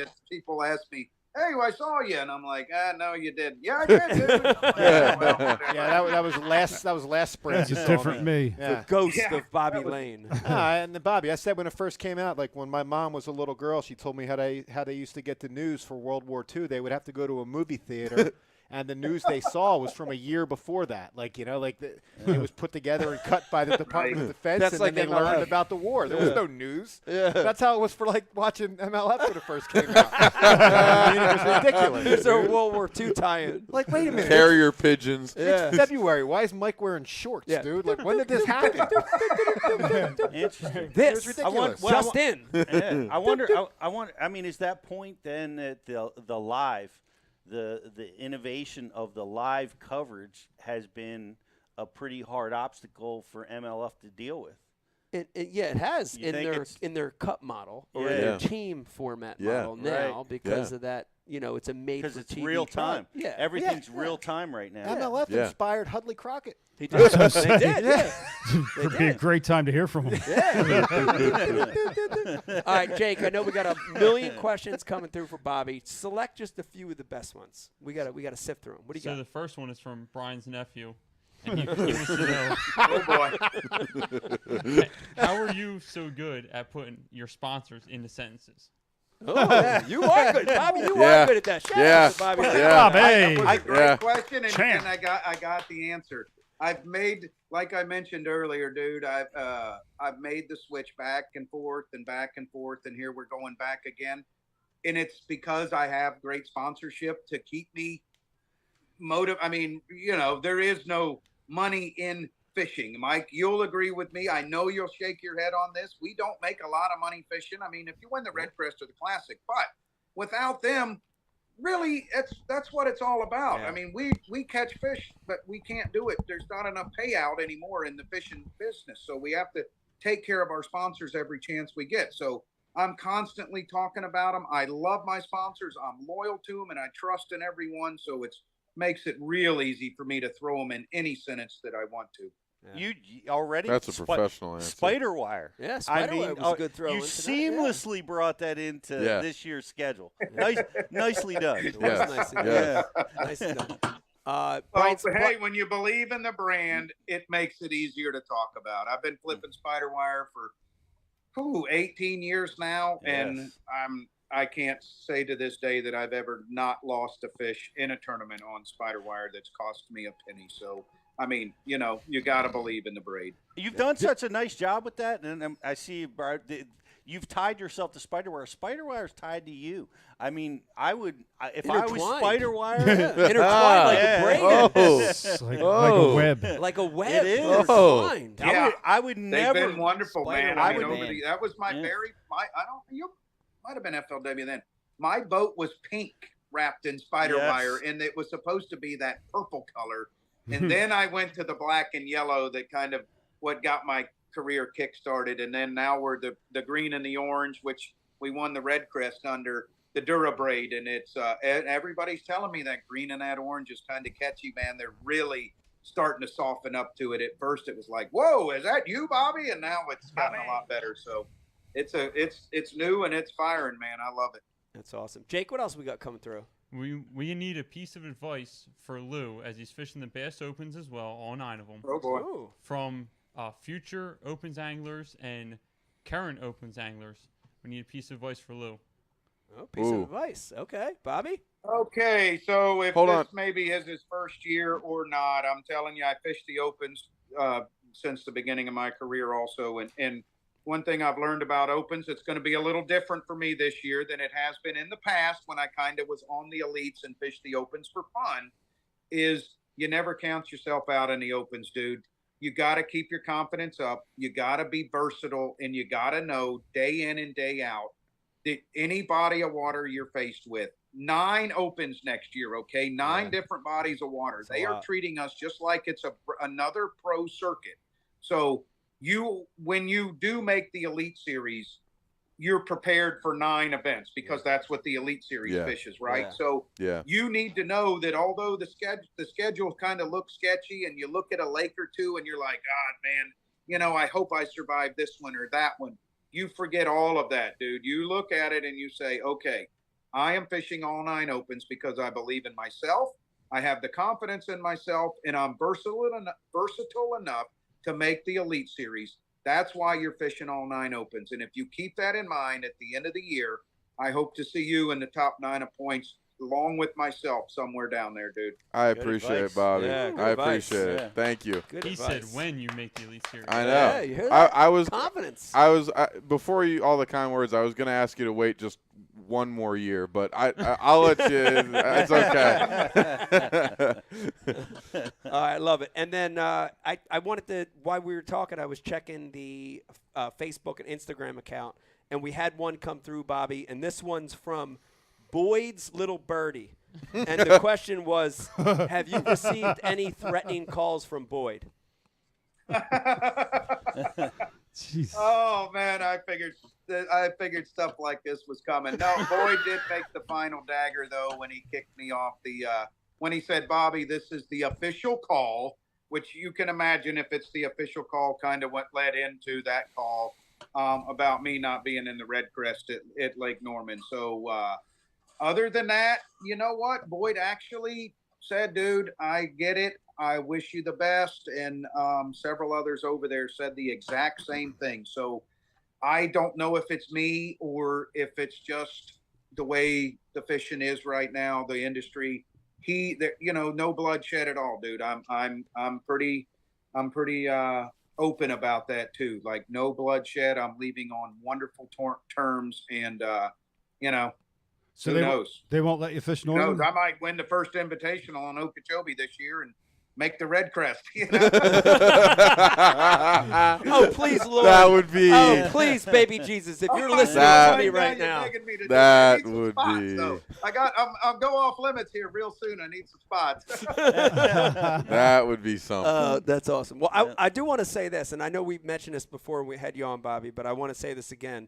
The time that I made the decision, when I made my decision to go back to bass, it was interesting. And I'm not like Bobby. I'm pretty hated across the board, I would say. But you had a little more going on than me. I got more going on than you, and that's fine. I accept that. But anyway. In order for Bobby to exist, you have to exist. Well, you can't have one without the other. I That's don't what know. balances out the world. The good and the evil. You got to have the evil. balances out the world. But when I made that decision, I think it was like the very next day, I didn't get a text from anybody. I didn't get a message from anybody at MLF except Bobby Lane. I remember you telling me that. Nice. And I appreciate that. Nice. You're the only one. That's awesome. Hey, dude. Ish didn't even text you? Mike, there's not many pros that have come to my event. When I asked you to come down here to support what I believe in, which is the future of our sport, our kids event, you were here, dude, and you came and you made it work, and the kids loved having you. And I know when I was coming to yours, things got twisted up. I had already double booked, and that was my bad. But you were there for me, dude. I'm there for you. I mean, I'm not in this to bat an eye or whatever. I'm in this to catch as many fish as I possibly can through my career and leave as many good memories out there. Hell yeah. Hey, Bobby, while you're at it, when you call Bass next time, can you talk to him and tell him that on the website you're listed as a columnist, not an angler? Yeah, exactly. I will. Maybe that's coming up too. You never know. We got to change that. Yeah. I'm going to lose a lot of coverage. The live and the cameras and all that. So I'm gonna get hammering down on those guys at the Opens next year. Wait a minute. I think we're getting a special correspondence in from Hudley Crockett. Hudley? Hudley Crockett here. We interrupt this regular broadcast to bring you this special news. Allied forces have cracked the German code with the Enigma machine. And in other news, professional bass phenom Bobby Lane is defecting from the Bass Angler Sportsman Society and heading to Major League Fishing. Back the other way? Already? We didn't start yet. That's the news for you. That's the news for you. The news is backwards. It started back then. Well, it's 2 years behind. It's 2019. Yeah. Oh, you're right. It's still 2019. Oh, I understand. And in other news, Major League Fishing will be announcing a new digital platform where you can watch the anglers.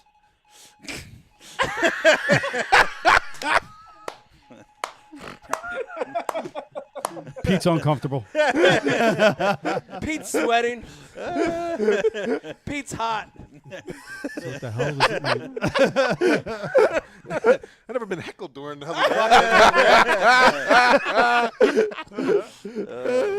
Wow. Hudley Crockett, man, you just never know. 2 years behind this time. Yeah, when he's going to pop up. Makes sense. Everything's Man, I'm backwards. telling you, that guy is very knowledgeable. Oh God! All right, Bobby. If here's the scenario, and when I look at the open schedule and I look at the names that are in it, there's some amazing names fishing this year. There's some standout names that are, of course, you and Ish Monroe. Some names that are coming in, and it's almost like an easy. You look at it, you're like, oh yeah, these guys are going to make it, right? If you don't make it, and I'm not saying you won't, if you don't make it after the 9 opens, what would you reconsider going back to MLF, or is it a? I'd go for it again. Bass or bust? I'd just sign up again and do it again the next year. Gotcha. Bass or bust? Yeah. Yep. Yeah.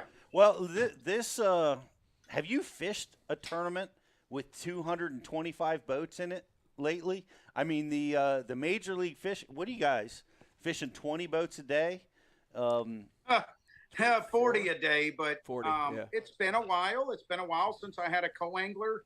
But I did the pro circuit the last 2 years and 156 boats, but we didn't have co-anglers. But listen, Pete, I didn't mind the co-anglers to begin with. I didn't mind the 225 boats. I mean, I have kind of gotten away from that for a while, with kind of being only 40 guys on the water and doing the same thing. But I'm looking forward to finding fish and going and catching them the next day. You know what I mean? I'm looking forward to having that conversation with my co-angler in the boat. I'm looking forward to going back to this again. Like, this is healthy for me. This is what I need. It's something that I've thought long and hard about, and I know this is the right decision. So I'm not worried. I'm not worried about any of the hoopla that comes with the opens. I promise. I can tell you the fields have intensified, and I've noticed it in the last couple of years, and it's problematic, and it's advice like. For your upcoming season, it's hard. It's like you got to have 15 good areas. Yeah. Because there was so many people, they're all gone. Yeah. I mean, Mike, you say hi to Amberly. Hi, Mr. Mike. How you doing? It's good to see you. And that's Amberly's friend Emerson. They've never been on a podcast. Hi, guys. Oh, Amberly has been on a podcast. I've never been on a podcast. She's been on ours. She's been on this one. I think you're this right. is my youngest is 13 now. I swear last week I was saying they were 3, 5, and 7. Now they're 13, 15, and 18. I'm like, good Lord. Can they hear the music? Can hear what music? The music that was playing? No, they can't hear the music. Maybe. I don't Can know. you Could hear y'all hear the music? No, I didn't hear anything. I didn't hear it. Hold on. What? That was me beatboxing. I tried to make music. I heard something. Yeah. Here's the one difference, though, Pete. Bass did change the rules this year. Pre-practice. Pre-practice. I love that which new is rule. great. Me too. Because so although you guys have a giant mass of fishermen, you don't have the 80 that were there for a month. Thank God. Beating everything up. on it. So Yeah. that was a good rule I love decision. that. That'll play into the guys that can have a short practice period and figure them out. I love That'll that. play into their hands. I love that. That was Yeah. I excellent rule love the change. 30-day off limit. Me right too. there. Can't sit on the lake for a month. I mean, Yeah. me and Ish have been going at the Bass Pro Tour for a while. We know what it takes to go through those long years, be more consistent. So I think, if we're going to do it, like I said, this is the year to do it. And Yeah. I'm pumped I have about a it, man. question. Okay. go Last ahead. year Are was y'all here. coming to the BLC? No, they're not, Amber. We'll be there in spirit, though. They'll be there in spirit. Yes. Mike did come one year. I'm going to win it. Hell yeah! Yes, sir. Confidence is Speak key. it into I existence. am. We went Confidence. pre-fishing. We caught 20 fish. Whoa. That's We a were pretty good. pre-fishing for about maybe two or 3 hours. What if people are listening that are going to fish the BLC? Oh, giving it away. You're giving your strategy away. Don't give up any of the juice. Oh, We were fishing Kissimmee. Tell them, and what were you throwing? Fluke. Uh-oh. Pink flukes. Wait a Yeah, minute. pink Pink flukes. flukes, yeah. Those work the best down here. Wait a Pink minute. and That's purple. awesome. Hudley? Okay. Hudley's coming back. I got my hands full, don't I, dude? Oh, my Yeah. God. We interrupt this broadcast to listen to Pete Glusek black pill a 13-year-old's ambitions of winning a tournament. Oh! Hudley. Another great update. Black I love pill. Well, Bobby, Look, because Bobby he just black pilled Bobby. I First know. thing Pete said is a black pill to Bobby about 7,000 people on the water. I got you. I didn't say that to her. Maybe I'm about That's to. why we interrupted the broadcast. So you had to do that. man, I missed Hudley Crockett. I missed having him on the show. Bobby, thank you for coming on the show. I really honestly appreciate it. It's good to hear from you why you're going back. And I know myself and a lot of people can't wait to have you back on the Elites. Yeah. So Yes. congratulations, Bobby. Yes. Cannot wait to have you back. Dude, thanks for having me on. You guys are awesome. It's nice to kind of be getting talked about again all of a sudden out of nowhere. You know, Mercer and Ike, and I've done a couple of write-ups pre-classic already. I like it. Nice. You know, Good this for is- you. This is pretty cool. That's To Bob- see you that's all right. guys, Hey, to Bob. talk to Pete, you know, Pete always gives me crap, and it's nice to be on, dude. I'm glad I could be a part of it. You guys are awesome. Thanks for having me on, and I want to stay number one on the show, so let's figure out a way to keep that number up there. Maybe I get can me tell you on a little exactly bit how later that this number. year. I'll tell you exactly how that number keeps up. The first couple tournaments that you don't do well in, they're going to say it's because you don't understand electronics in the electronic era, and they're going to bring you on, and these old guys are going to rip the electronic crew. Watch. That's what's coming. I'll next. be one of So them. that means I got my work cut out for me, huh? Don't Well, no, stop. I just hold your thanks, because they're going to tell you how much electronics are a problem in the new sport. And Brian, Yeah. Brian Oh, Carpenter, shit, little right? little God bless. pressure on you for getting Bobby and Chris on the next time. So that's Yes. on you, Brian. And Bobby, That is- Bobby, that is- yes. thank you for the kind words, Bobby. I appreciate it, and I'll see you in you follow. Looking forward to it, guys. Paul, anything for Bobby? Well, yeah, Powerbait Paul here. Yes. I'm the local correspondent. I'm a diehard. I fish just about as much as I can around South Jersey, and I gotta say, your brother Chris designed my favorite topwater lure, the lane changer. Oh, that's a good one. one. That is That's a the good bait. lure I have caught the most topwater bass I on. like that bait, too. I Midnight, get it. midday. That is the best bait I've ever thrown on topwater. and thanks, your Chris. That was the your most brother fishing designed it. related comment all night. It was. Yeah. Hey, We Can't need it knock one. my brother, and I will never knock him, but However, me and him went head to head, spin rocket and lane changer. When you get us both on, we'll find out which one. Yes. Which one Yes. Battle Yes. of the bands. I love it. Hey, I love it. Hey, Bobby, at the BLC, if you catch like a quick movement behind a palm tree, it's not a skunk ape, it's Powerbait Paul.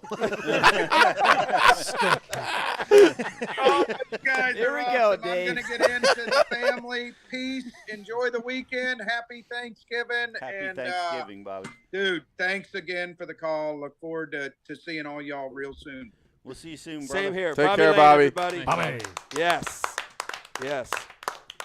Paul, that is a good bait, by the way. I've thrown that bait, and I've had success I on love it. It's like a more subtle whopper plopper. Yes. It's like a finesse whopper plopper, Finesse if whopper you will. plopper. You know? Exactly. Yeah. Chapo's pretty good. So I've fished all the plopper style baits. I think they all have a time and a place. Yeah. Yeah. It's really good. There's a lot of new ones coming out. The new topwater that I'm interested in is that one that has that vibrating jig, the Strike King. Oh, it's the Yes. Hellraiser. Yeah. Helgramite. That's interesting. Here's Gila monster. Here's something real quick before we get on this next break. Yes. Interesting that he kind of Hula said popper? it. No, he threw it out there. Bobby threw it out there as like just a little like right as it Spin he was rocket? getting off, just a little like do some fairy dust, Yeah, yeah, which yeah. is this is the most media attention he's been receiving for a long time. I know. And it's true, man. I got to tell you. I had a like, comment, but I wasn't able to get it in. But Okay, yeah. but I mean, them pricks over at MLF never. It's Not just- the anglers, but the guys running the league. They dissed all of us. They Yeah. didn't give any. Yeah, So, it was bad. I mean, I went through the same thing. Like when I made that transition, it was like all of a sudden it came out of nowhere again. You know, excitement, people talking, the media, the chatter, the articles, and they just didn't have that over there. And it's a. Why do you think that is? Is it more staff, or is it just a bigger footprint that Bassmasters has? Bigger footprint, a historical footprint. You know, I don't know. Better but journalists, better structure around the journalism. better fan base attached to that journalism. You know, I don't Yeah. know. Right. But whatever the I reason mean- is, I bet you it had a big part of it. And you got to know? think, 500,000 people are getting that magazine every month. Every month. I Yeah. mean, so it's constantly fresh on their mind, Right. and Yeah. I think the historical is Historical huge. value is huge. Yeah. I like to give MLF props on This is an amazing Yeah. conversation, by the way, Jake. Yeah, it's great. This needs to get into the show. a Oh, little what bit. is it? Ah, Yeah. Paul's OnlyFans account is on here. Oh, By Drunkwood, Jabberhammer. Paul, you have an Pete's- OnlyFans account? Pete's Grinder account. Feet? Hey, you have a Paul- grinder? only Paul don't know I had about no idea. Chicken Wing Connoisseur. Huh. Oh, Phenomenal fan base. Speaking there. of, Yes. We got those chicken wings we got to eat. I know. Chicken wings, chicken wings. I showed him how to properly prepare. Yeah, a I was chicken wing. educated today. Oh, Impressed. God, you had The to real suffer way. through him. Impressed. Yeah. Impressed. Dude. Genuinely impressed. I would rather have to talk to the poltergeist old guy at the door than sit through with him and his wings and how fanatical he is with eat. Sit with him. 2 seconds. Sit with him and other stockles when they're doing it. Oh my God! It's No, like we're not watching. Delanes. It's like watching like I don't even know. It's like a sacrifice from ancient Egypt. Watching these guys. It's phenomenal. Absolutely none of that's true, but it's friggin' phenomenal. Dave, you're the best. Oh my God. Pyramids. His life has benefited. Brian, I forever, believe it. Dave, so. It took 2 seconds. Yep. 2 seconds. That's it. Instruction was only 2 seconds, Dave. Yeah. 1, 2, boom, over. I sat What you through put- that. Oh, stop it. During a UFC. It wasn't 2 seconds. It was bad. It was on the level of an ingrown toenail getting removed. Because of the fanaticism behind it. No, there's fanaticism behind it. Did you feel the dude. pain like that? I thought it was incredible. Oh, okay. I think we should end the show with Brian teaching the whole world how to use Please. chicken wing. Oh, that would be Me and amazing, you, Lou. student teacher. No. Yeah, We me, have you and wings? Dave, student teacher, We and have Hager. wings? And There Hager. are wings right there? Yeah. I Oh, never shit. was in a regular class, so I can't Right. teach you that one. Like that, though. I'll take that from you, and you Right can in show the everyone how to regular do it and see how many people's wrists get opened up. Come on, Terry Bradshaw got in trouble for that last week. What did he say? He made a joke in that Like a light. suicide joke? Yeah. Oh. This is like It was tough. It is like life. It's a Yeah, great Terry. Terry. All right. Terry, back up, Terry. Yeah, Point. Put it in reverse, Terry. 100, which is 4,100 viewers versus 40 million. Terry had, right? Yeah. Dude, one of the best comments from Pete last show. Talk about scary. Pete, do you watch scary movies? No. Just never. He's like, just never. Just never. I forgot about just Ever. never. Pete obviously delivered a lot better, but That was great. All right, Brian Carver, let's take a break. All right. We're going to come back. We're going to corner Lou on a whole bunch of Oh, boy. uncomfortable questions. dude, I next. can't wait to watch this Ike Foundation commercial again. Oh, yeah. Let's Oh, keep my watching God. it. Now, isn't there a Founders in the mix here somewhere? Like an actual Oh, I know, good but commercial. the Ike That's- Foundation one's like. Oh, well, that's a bad one, but form- that's the good yeah, one's it makes Founders. my wing seminar. It seemed like. Yeah. All right. Oh, your wing seminar is great. I know. All right, hang in there. I've seen it. It's good. Thank you. Thank you, Pete. Hang in It with should us. be a BU. This night is not Should be. over. We've got more. We got When some come good back, stuff coming. We got Lou. Yeah. Hang in there. More Ike Live coming up in a bit. Bye.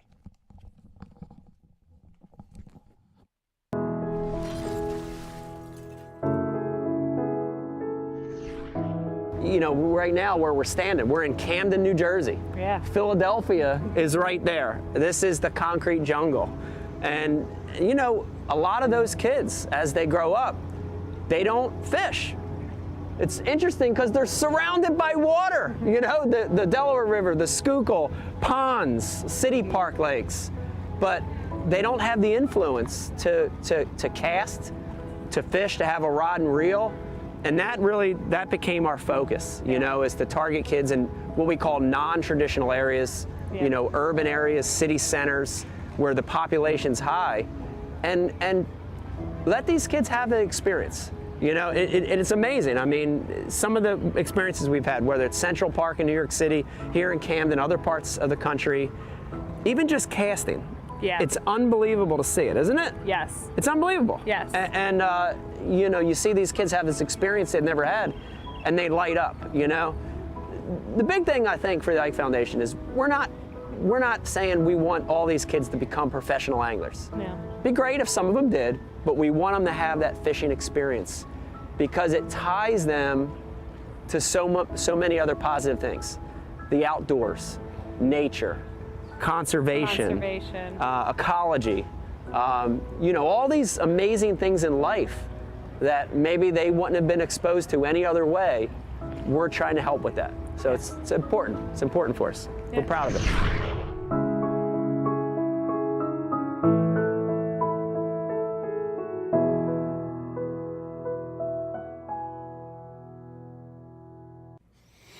Four and a half inch drop shot worm, Bama bug.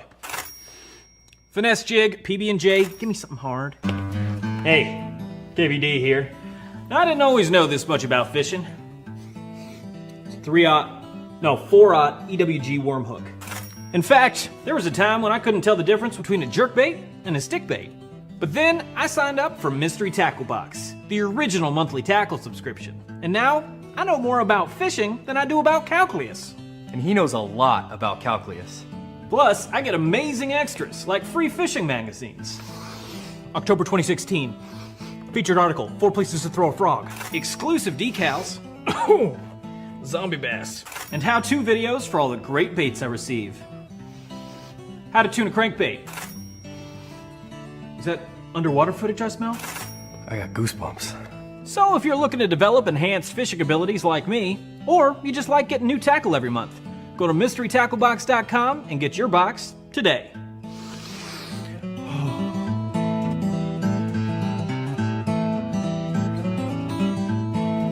Ooh, live minnows. Is it lunchtime already? Nature's candy. Oh.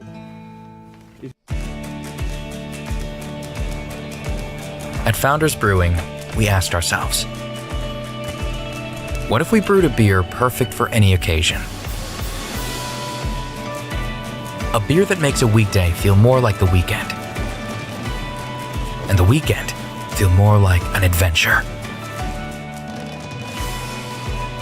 What if we brewed a beer that brought us together and allowed us to be ourselves? A beer that is just as much of a companion as it is a reward at the end of the journey. What if we explored the unknown together and found a new way? What if we celebrated taste and flavor and life's simple pleasures? And what if we brewed a beer that could go where you go without slowing you down? What if?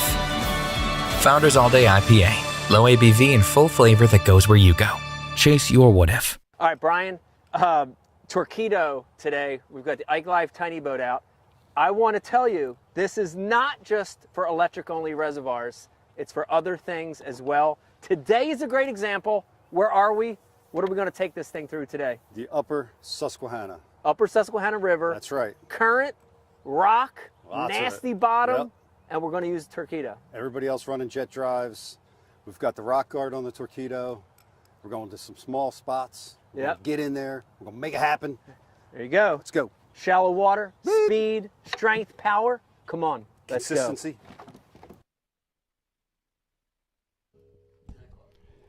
We are live, Michael. Hey everybody, welcome back to Ike Live. I hope you're having a wonderful Saturday. Man, we've had a great show for you tonight, but guess what? We're not even halfway over yet. We're going to go till at least midnight, says Brian the Carpenter. Maybe longer.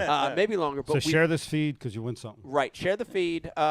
This is the Thanksgiving special. We just heard from Bobby Lane, sitting to my right, Luminetti, a.k.a. Illuminati. I got a question for you, Mike. Yep. How are they going to replace Bobby on MLF? How does that work? They're not. Well, Damn. Well, that's a great question, and there's two answers to it. One is they won't replace him from the standpoint of a compelling character, right? No, because there's only one Bobby. Yeah, because he's Bobby Lane. Yeah. He's very matter of fact, and that's what Yeah. makes him Bobby Lane. So they won't replace him, but they'll bring up the next guy from the Toyota series that qualified last year. Bobby Toyota Plain. or series. the Pro Tour. Bobby Pro Lane. Circuit. Bobby yeah, Plain. Pro Yeah, Circuit. okay. Yeah. Which is now the Invitational. Right. No, Mike, did you hear what Brian? He said his name is Robbie Plain. Robbie Plain. Robbie Plain. But here's the thing. I didn't want to get too in depth with Bobby. Like I wanted to corner him on some stuff, but like the word on the street, you know, and I have still a couple guys over there that Sources? I'm tight with. Still talk to you? Yeah, still talk to me. And you know, I won't even name their names because they're still fishing over there, you know, whatever. But the word on the street there is like everybody's, I don't want to say everybody, but a lot of discontentment, right? A lot of, you know, like feeling stuck, you know, discontent with the league, feeling trapped. There's a lot of that going on. So for the guys that have the balls to step up and say, I want to get out, hats off to them. Yeah. For guys that are there that have the exemptions to come, I see that happening. I think you're going to see that every couple of years. Mike, you're going to see well, people go out. we got two that took it this year, right? We got Dion. Is that right? Dion I don't Ibden? know I didn't hear about that. Dion. I know about Larry. Larry. I know about Larry. I heard Dion and Larry. I don't know if that's true. But Mike, are we talking about real time or MLF time? Because if it's MLF time, then I Right. think the news broadcasts have to be more like the Cuban Missile Crisis, right? Because I mean, how long ago was this? 3 years ago? This discontent we're talking about? I think it's real time. I think it's real. My sources told me 3 years ago that Larry Nixon said this blows. Yeah, but here's the thing. You know, it's like They let 'em you cheat have over this. You have this like web of things that are pulling you, right? You know, you have your sponsors, right? And where do your sponsors want you? Where do your sponsors feel comfortable? So that's important, right? Then you have, you know, your personal needs. Then you have the league itself, right? Like the leagues tend to trap you in a certain place, right? Like you almost feel like, well, you know, if you don't fish here, you're gonna have to go, you know, back here, and you'll never make. You know, you almost feel trapped. You know, so sponsors have that much pull to influence where you're fishing. They do. Really? They do. Interesting. Absolutely. Absolutely. I mean, Interesting. straight up. Ugh. I'll corner Pete on it. Straight up back in the I'll day. make Pete answer I'll to corner this. Pete on this because I just want him to tell you. Throw 'em. Straight up back in the day. Just always. Pradco used to be straight up. If we catch you throwing any other bait, you're instantly fired from Pradco. Dang. How fucked up is that? You know what I Yeah. mean? Like, you're trying to make a living in a professional sport where you have to win With a limited number and of you baits. and you have to win by any means necessary. And so I think that's an old school mentality that still exists, that the sponsor controls your destiny, and it shouldn't. They shouldn't.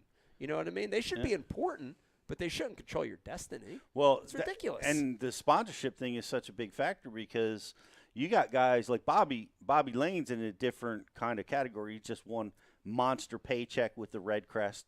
Yeah. Has, you know, I don't know what his backing is, but I'm assuming it's better than average. Right. So your average guy that hasn't won the Red Crest is got his hands cuffed. Yeah. Like, can he take a year off and go fish the Opens, which, you know, everybody knows the payout. You're not going to make money on the payouts at the Opens. It's all about qualifying to the next level. Yeah, so you're going to have to fund yourself for an entire year. Yes. He's going to stage hooking himself with Pradco lures like, oh, I did it again. His hand on the camera. Self-hooking. Yeah. Right in the head. But the other thing is, you know, like I heard that the change that MLF did, which is recent within the last few weeks. To 5 fish? Yes, to 5 fish was there was two things why. One was, you know, there's still that outcry of fans that say this is a tiny fish league and, you know, change it. Bobby said he didn't catch a fish on his flipping stick this year. That's messed Well, that backs it up. That does. Yeah. It does. And the other one was they did it as a result of, you know, like Wheeler, Connell, those guys that are mastering forward-facing sonar. But as defense against those guys? But once again, from a couple of my sources, the anglers had a big influence on that because they, you know, they're missing bass. They're missing the 5 fish. They're missing that old way. And it was the anglers that pushed for it too. And that was the hidden one that nobody's talking about. So, you know, I don't know. You know what I mean? I'm still an owner, and I haven't been on an owner's call in 2 years. So, you know, who knows? You know, I'm out of it, you know. You're like that, who was that Reds owner, Marge, the one? I'm like Marge. Yeah. Remember her? No, but I'm like oh, my Marge. God. Remember the MLB owner, Marge, whatever her name was? God, never mind. I'm Forget like it. People Marge. that know, and they're laughing right now. Hashtag Marge. I can't explain the joke. I'd like to give MLF Not allowed to explain one the joke. compliment as we beat them in the dirt over and over again. The only thing they did right was people were saying they were scheduling over events for Bass and MLF, and it's going back and forth. They scheduled Red Crest out like 7 years in advance and said, here's our dates, but they have to follow through with it. Yeah. But they scheduled 7 years. I think I have a not undercover. I have Your a sources. I have a conspiracy theory that is just them trying to prove that they'll actually have those tournaments. They'll be around in 7 years. Yeah, which is. Yeah, Well, I yeah. can We'll tell you this. That's like whipping it out. Yeah. I can tell you this real quick, and then I want to hear from Paul about Sunset. if I did play the lottery 2 weeks ago when it was like $2 billion. A gajillion dollars. $2 yeah. billion? It was $2 billion. It got up to $2 1.9. billion. I did 1.9 billion. Becky and I played. We got like 10 Somebody of win? the picked Yeah. out. California. One person Yeah. won California, one California. But my Of all dream, places. my dream was if I won that, John, I was buying Bass. I was buying MLF. I was buying that stupid what's the other one? MPFL. MPFL. It's not even going to be around next year. I'm buying all three of them, and I'm creating one league. One league. That was what I was going to do with the money. What was the acronym going to be? Most important question of all. I Ike. don't Ike. know. I'm Ike. sure Ike. Ike. Wait, have his name. Everything's Ike. Yeah. Everybody would have quit and started throwing league. They would golf. Yeah, let's go golfing. It's better. That's the funnest part about when the lottery gets up like that is talking like, Oh what you're yeah, gonna do the with the money. hypotheticals. Isn't it great? Yeah. All right, Paul. Totally opposite end of the spectrum. I can't do it. Sunset. I got to hear about it though. No, the Sunset Lake. hypotheticals. Oh, what hypotheticals? Getting Brian excited don't like for dreaming. No. Oh, they're dreaming about the Like, lottery? why even imagine it? Because it's the possibilities of it actually happening are so. Because of hope, Brian. You got to live a It's just a hopeful life. waste of time. It's fantasy. Yeah. I used to pretend too. Now here's the problem that we had. Brian did not play Used with to play toys. pretend. He didn't play with toys when he was a kid. This Right. is seriously his ability to imagine. He just wrote a Huffy. That's when you develop your ability Brian's to imagine. His No only toy was a Huffy. It was a hammer. It was a hammer. A hammer and a Huffy. Everything was like a nail because the kid walked around with a hammer everywhere.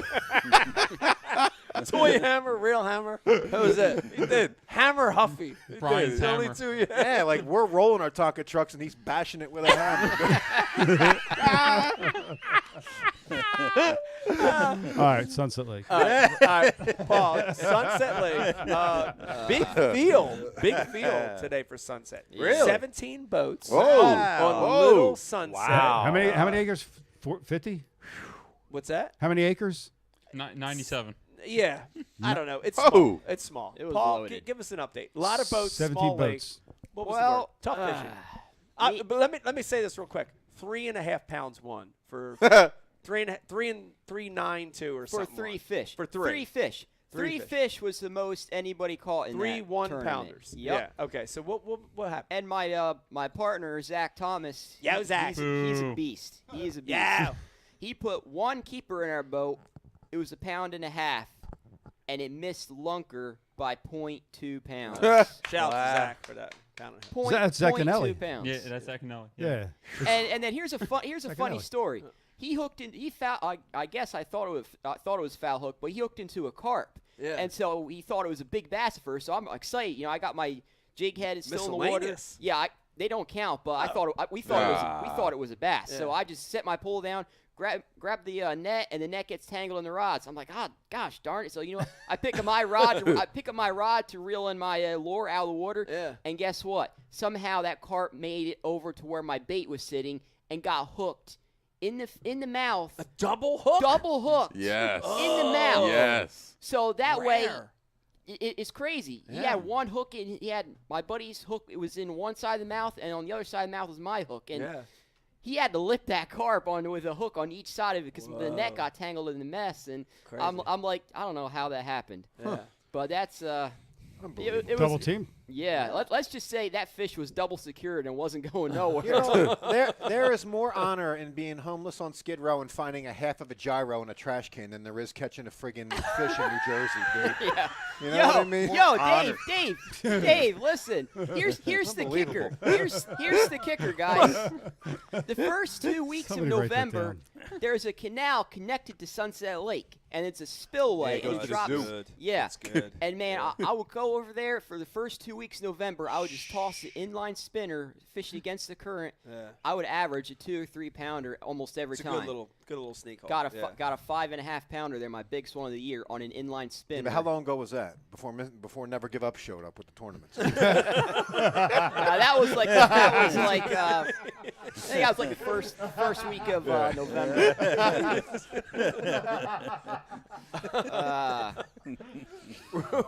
No, ruined it. It was recent, Dave. Very recent.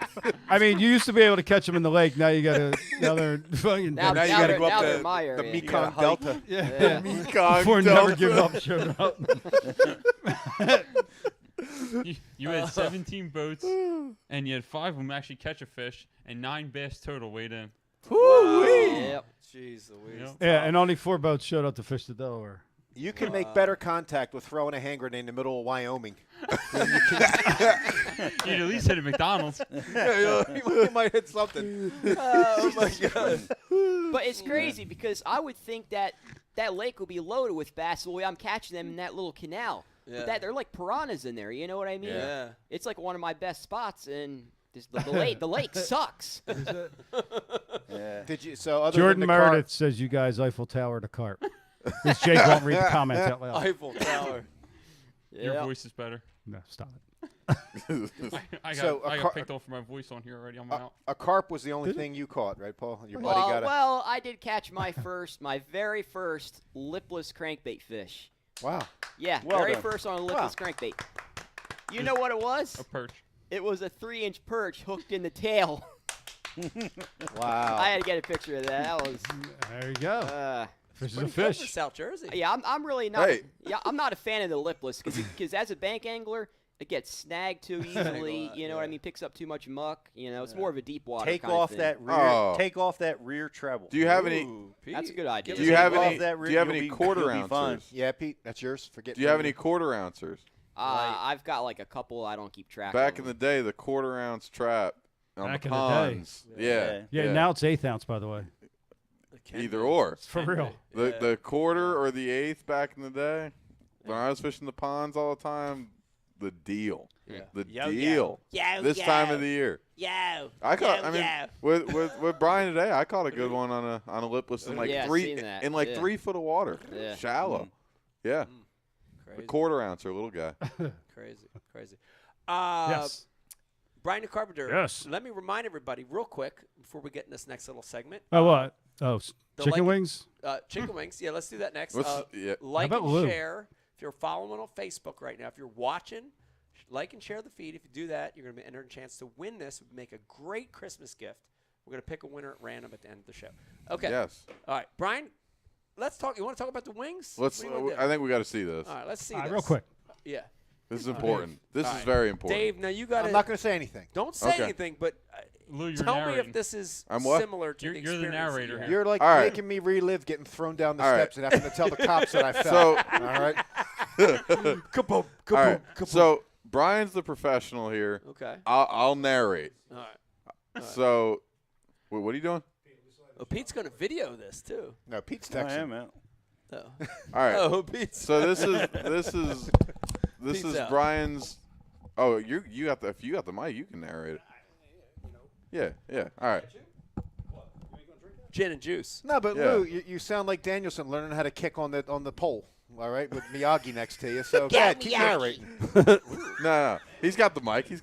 Hey, we now. got wings. Where are the wings from, by the way, Brian the Carpenter? Marinos. Oh, Marinos. Marinos. Shout out to Marinos. Yeah. Hey. Still there? Great cheesecake. It's the one in Or the cheesecake, Sun opened up a cheesesteak. place. Oh, Mount, Marinos is good. Mount Laurel, Where were we? Mulga Hill. Yeah, that's right. Mulgo. Yeah. Yeah. All right, here we go. Okay. Folks home, here we go. We got Okay. we got our Little sauce sauce. Oh. all over the floor Over the floor. and some Let me blue grab- let me grab cheese. one of these. Yeah. Here. Take your wing. All right. Reach in right quick here, Jake. All Get right. this on the camera. What are you doing there? Grabbing a twisted? nub. You Describe take what the, you're doing. Look at this. Grab a nub. Little twist. What is that?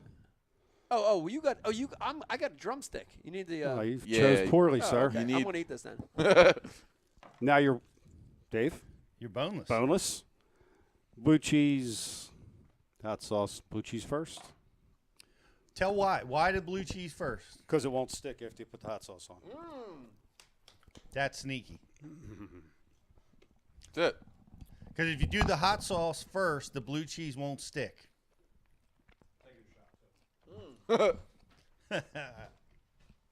Dave, and just coming Well, back to you. So it was almost as convincing as OJ with the glove nut thing. Okay.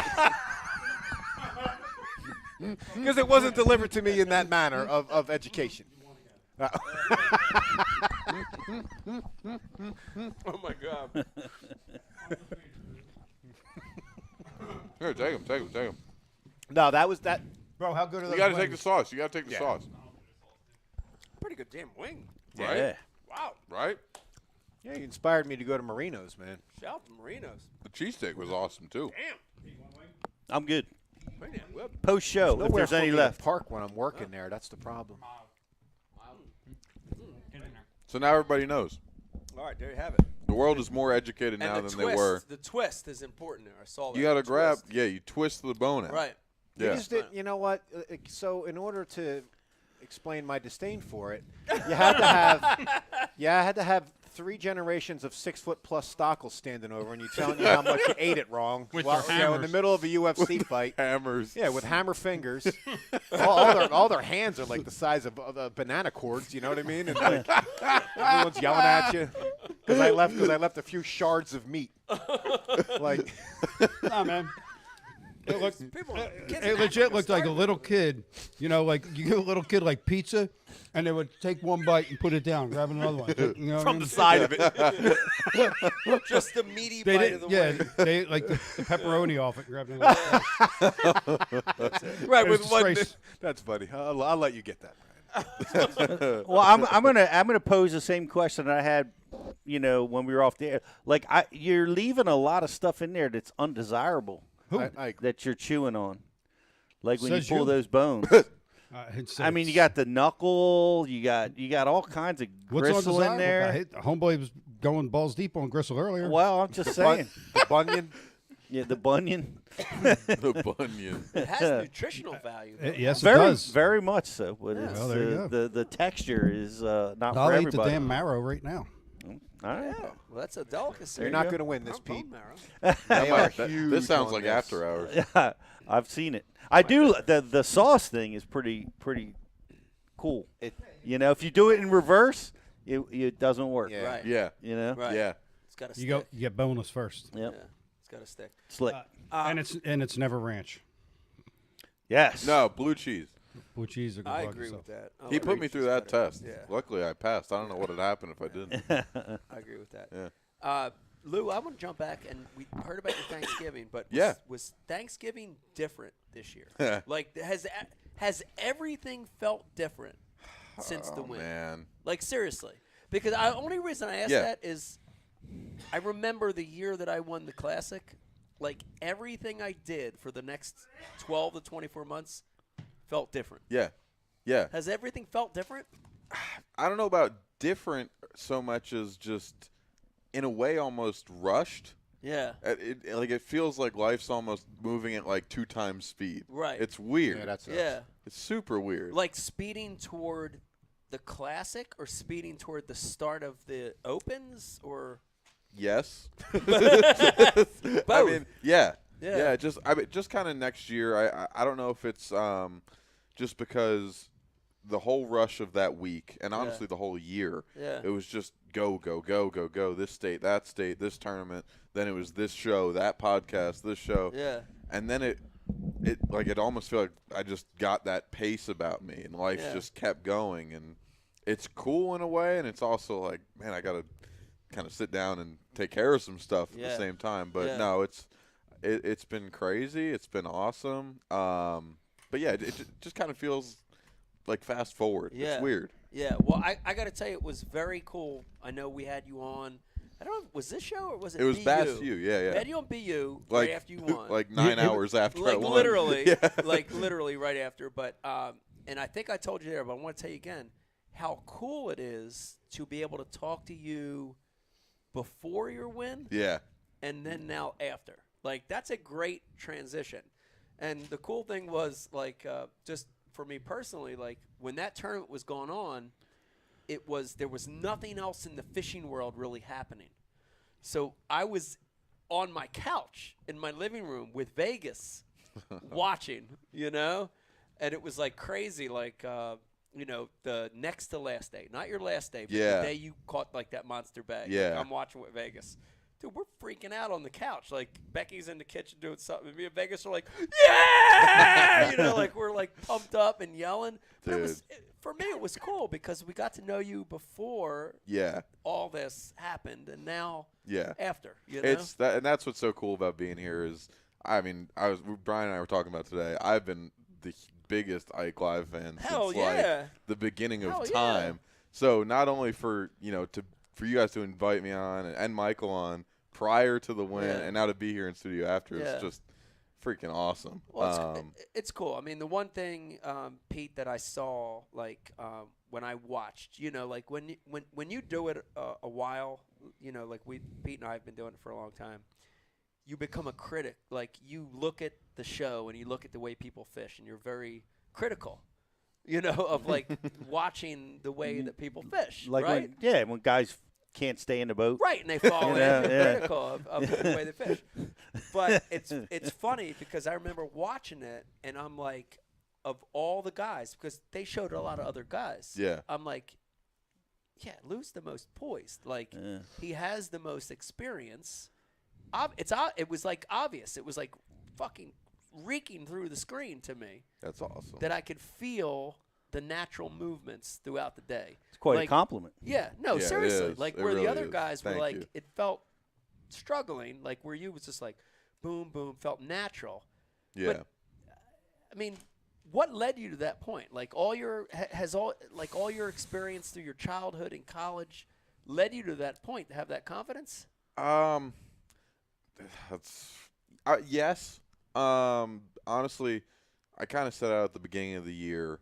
I'd felt like throughout my whole college career, I was like there. Yeah. Like, and in the results, it didn't seem that way at all.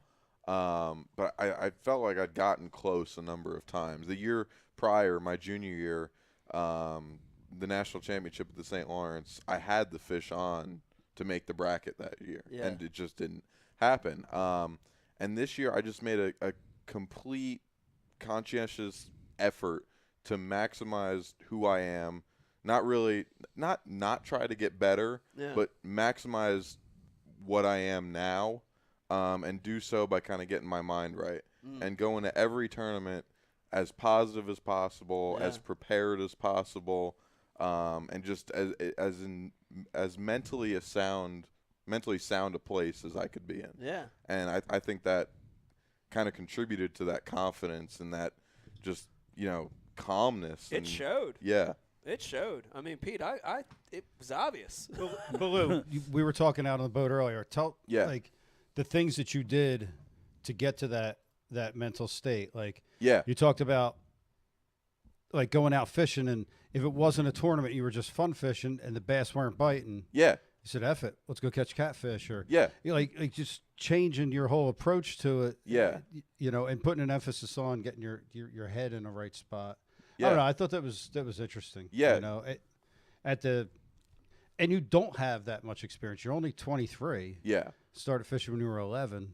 Yeah. I mean, you know, like you said, I mean, during the year when it wasn't a college bass tournament, that's the other thing, is I tried to fish as few as other tournaments as possible. My senior year, college has this incredible opportunity. Let's try and shoot for it, kind of a thing.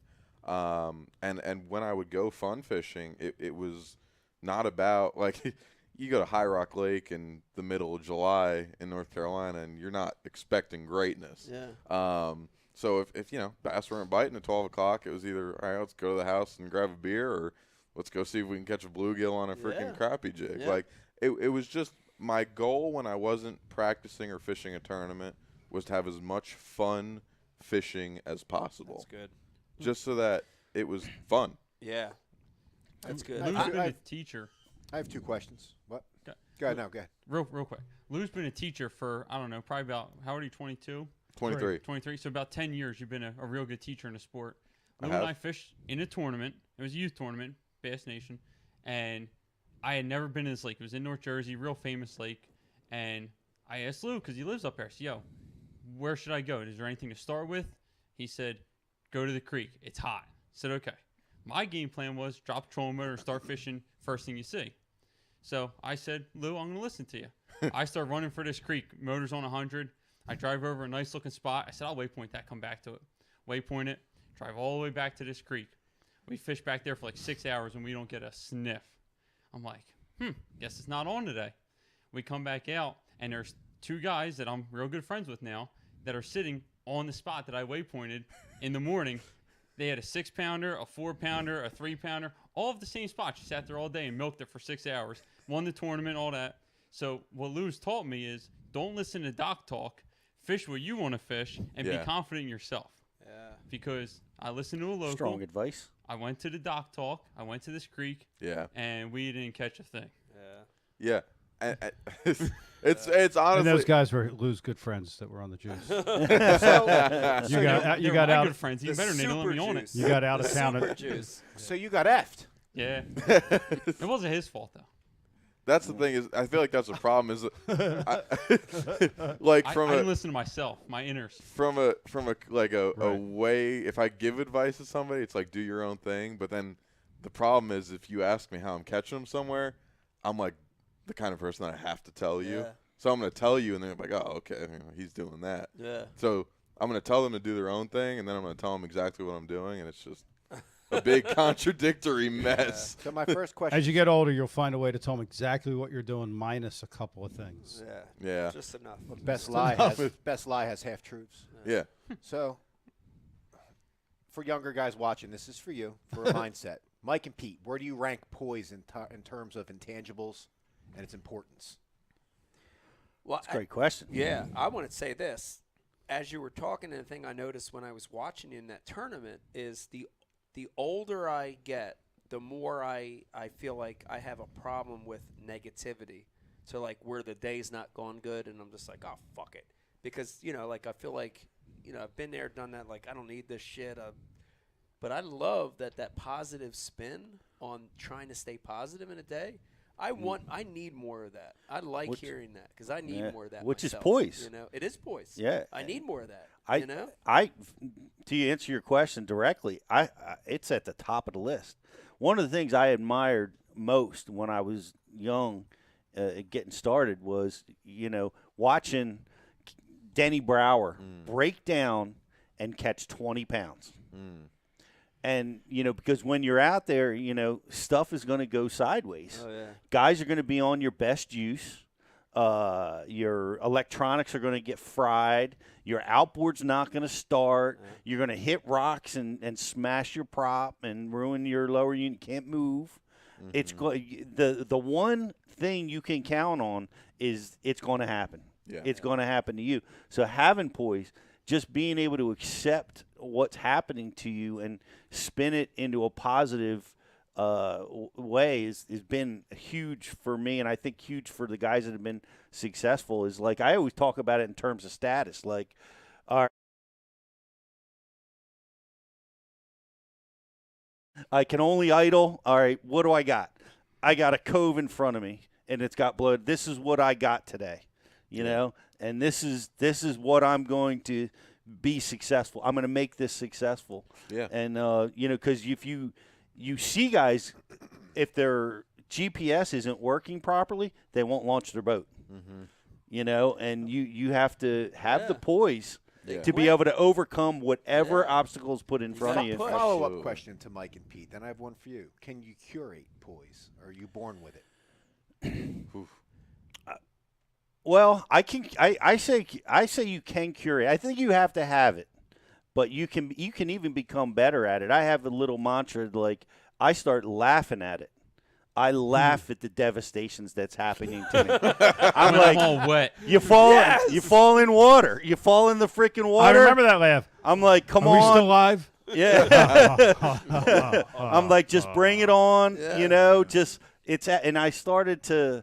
It becomes laughable and it's weird, but I've told this to my wife, and I'm like, the more bad stuff that happens to me, the higher I do in the tournament, the higher I finish in the tournament, and I can't tell you why, but I have a couple theories on it because I can overthink things. And a lot of and by eliminate when shit's happening to you, it eliminates stuff. Yeah. And you start having to react. You start having to just fish by feel. Think the easiest course of action, the highest percentage of the things in front of me right now. Yeah. And maybe that's why those tournaments are better for me. So, but it's happened. Like I won Cayuga because the electronics all fried. My whole electrical system shut down in the boat. Yeah. You're going to win the next Open. I'm going to pull the spark plugs out of your boat. Yeah, pull the spark plugs out. I just think it's an important thing for tires. aspiring young anglers to understand is we all have good mechanics. Yeah.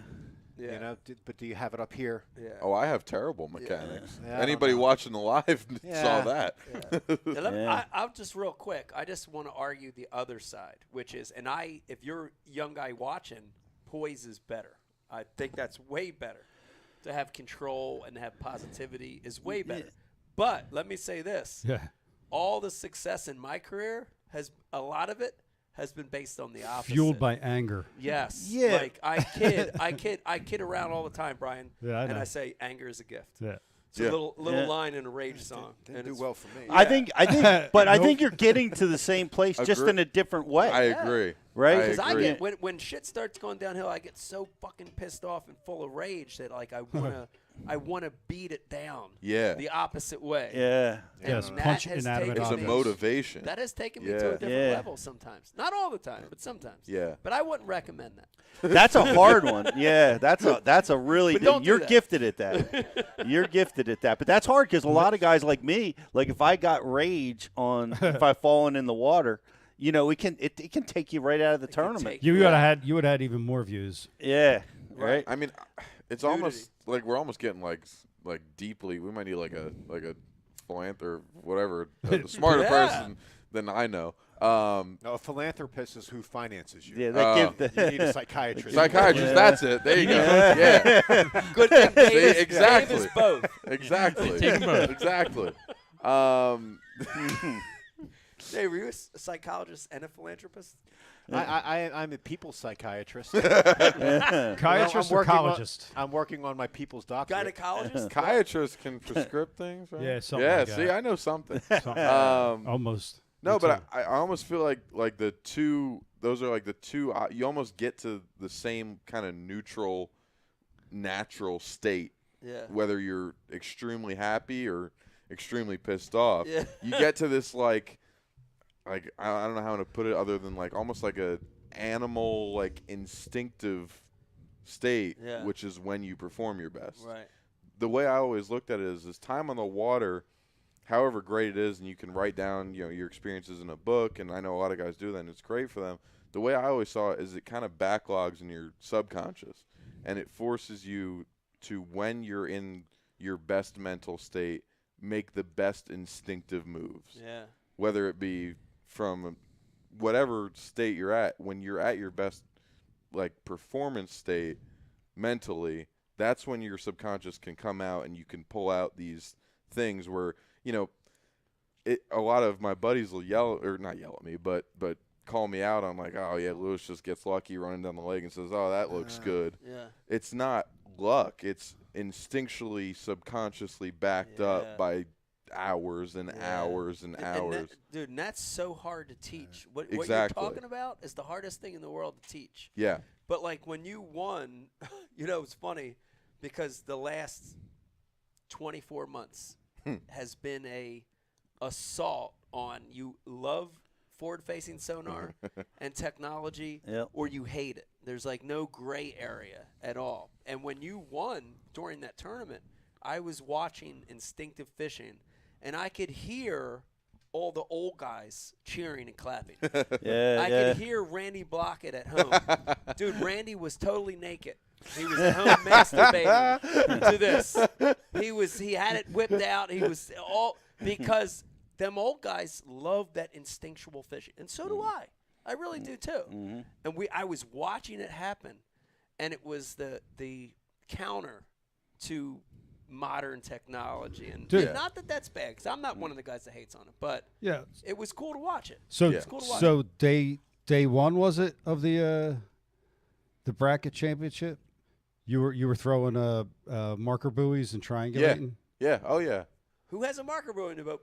I do. Pete does. Old people and Lou. Old people and Lou. Yes. And Dave has a marker buoy in his boat, but the cord is too short because he cut it down to save on space of cord. Yes. But it's too short, so it just drifts away all the time. Doesn't reach the bottom. that was my problem all those years. I never thought of that. You kept casting your buoy, but Yeah, it was I 40 kept foot that way. 'cause your cord triangulating wasn't to low. infinity. Did not know that. To the wind. Yeah. But it is cool, Pete, right, to see a young guy Love have it. an old soul a little bit. Yeah. I like that, man. And I think it's going to be. Bobby just talked about it. I wonder how he's going to do it this year, like picking up that flipping stick and and going. I think, like we've said it before, like the new technology is getting people off the bank. Oh, 100%. It's getting them away from that shallow habitat. Absolutely. I'd be lying if I said that I didn't think that forward-facing sonar contributed to my success this year. Mm-hmm. In the fact that the fish on the bank were dumber. Right. I mean, than they have been. At least I don't know if I don't think I've gotten that exponentially better in the last 5 years. Yeah. I mean, I'm sure I've gotten better, but I seriously think the pressure has really been lifted off the bank, at least to some extent. Yeah. It's a good thought about that. Brian's going to keep going. Brian's nephew wants to know, how do the older guys like Larry Nixon coming back and Bobby Lane trying to go to the Opens and all that, how do they compete with the new guys that have the forward-facing sonar? Maybe we just answer that question. Yeah. How do you compete with the new guys that are getting that technology? Like you said, Vegas picks it up in a month. Yeah. So how do you guys compete? I mean, I think you're going to see a happy marriage of guys that adopt it and are really good at it, and guys that run from it and do their own thing. Yeah. And then guys in the middle that can use it when it needs to be used. I think you're going to see a happy marriage. Absolutely. Of those three. Absolutely. Yeah, I do. And I mean, look, one thing I want to any younger guys watching, I'd like to like get out there. I've never been anti-technology or forward-facing or anything like that. A lot of my buddies think that I am. I just never been one to think that one $2,500 purchase can take you from here to here. Right. The thing that's going to take you from here to here is hours. Yeah. Time on the water. Yeah. Take that Experience. $2,500 and take a month off work and put every day in on the lake. Yeah. That's what's going to make you better. Or go to work, pay your bills. Yeah. Well, or do like I do, fish before work. Before work. Double after dip. work. Exactly. Yeah. You better be careful, like that the deep state forward-facing sonar cabal don't take you out for messing up the bank. Oh, now we're really getting deep. Now we're getting deep. Now we're Now we're getting getting I deep. got your back, Paul. Yeah, let me remind everybody watching real quick. If you got a question or comment, please send it through. If you got a question for Lou or anything you're hearing tonight, send it through. We got a couple boxes we're giving away. Yeah, we did get one come through. I'm not sure who was this from. Okay. All right, Lou, on a scale of 1 to 10, rate your level of guilt tonight in this studio. Mike Iaconelli, 20 classic appearances. Bobby Lane, 12. Pete, 3. And you're the only guy going to the classic this year. How much of an asshole do you feel like right now? 0. Yeah, Lou. You shouldn't feel. Although, like that. I was telling Brian on the boat earlier, I'm upset you're not in my first classic, man. I know. I'm I've been upset looking about up to you it, for too. 10 years. Yeah, I'm You upset got to be too. there next year. Well, I'll be there. I All just right. won't be competing. All right. All right. I'll be there working. Yeah. I'll be there working. I'll probably be there day 3 crowd too. surfing so. again, right, Mike? I might crowd surf. Oh. Yeah. Oh. Jersey does it best. That's right. Hey, it's pretty cool. I'm happy that I was the first one to do that. Being you was did that incredible. right at Second. the end. Yeah. Did and you were no longer with Bass. Yeah. Did now that you're back, is the Weren't fine? you in the Did the front row? fine follow you Absolutely. back? Define never followed me They back. never fined you They for that? never find me. Define never followed me back. Wow. No, I'll be honest. They've got a new whipping boy over at Bass. Who's that? As with Onum. Oh. Yeah. They've got a new whipping boy. I'm not the whipping boy. Are they anymore. finding him? Oh, they're finding him out the ass. Who? Who is it? The guy? All right, Yeah, well, we can can talk- say it. we You don't can have to talk about say this. it. I mean, Yeah. Their show. Who they- Onum. On him. Dude, they find him. Oh, a for lot. fishing in the underwear thing? Everything. Yeah. Yeah, cursing, fishing in the underwear, this and that. And it's Yeah. just him being him. Yeah. And I totally get it. You know what I mean? Yeah. But Well. the argument I have now with him and I had with me is that, I think you have to have rules and you have to have that in place. But to use it to your advantage through media and then to go and find somebody is fucked up.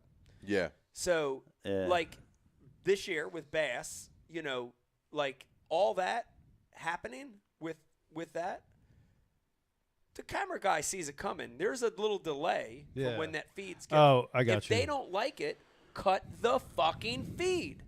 Don't leave the feed And then to find get 'em. more viewers and ratings, And and then find the guy. Yeah. That's the problem. Yeah, I got and you. that's what I have a problem with. Yeah. You know? Mate, I understand that. Okay. Yeah. You know? So. Lou, let me ask the boring question here. Yeah. Mike went to school for marketing. What did you go to college for? Same thing. Same Hey! thing. Uh-huh. Well done. So you're telling them to cut the feed.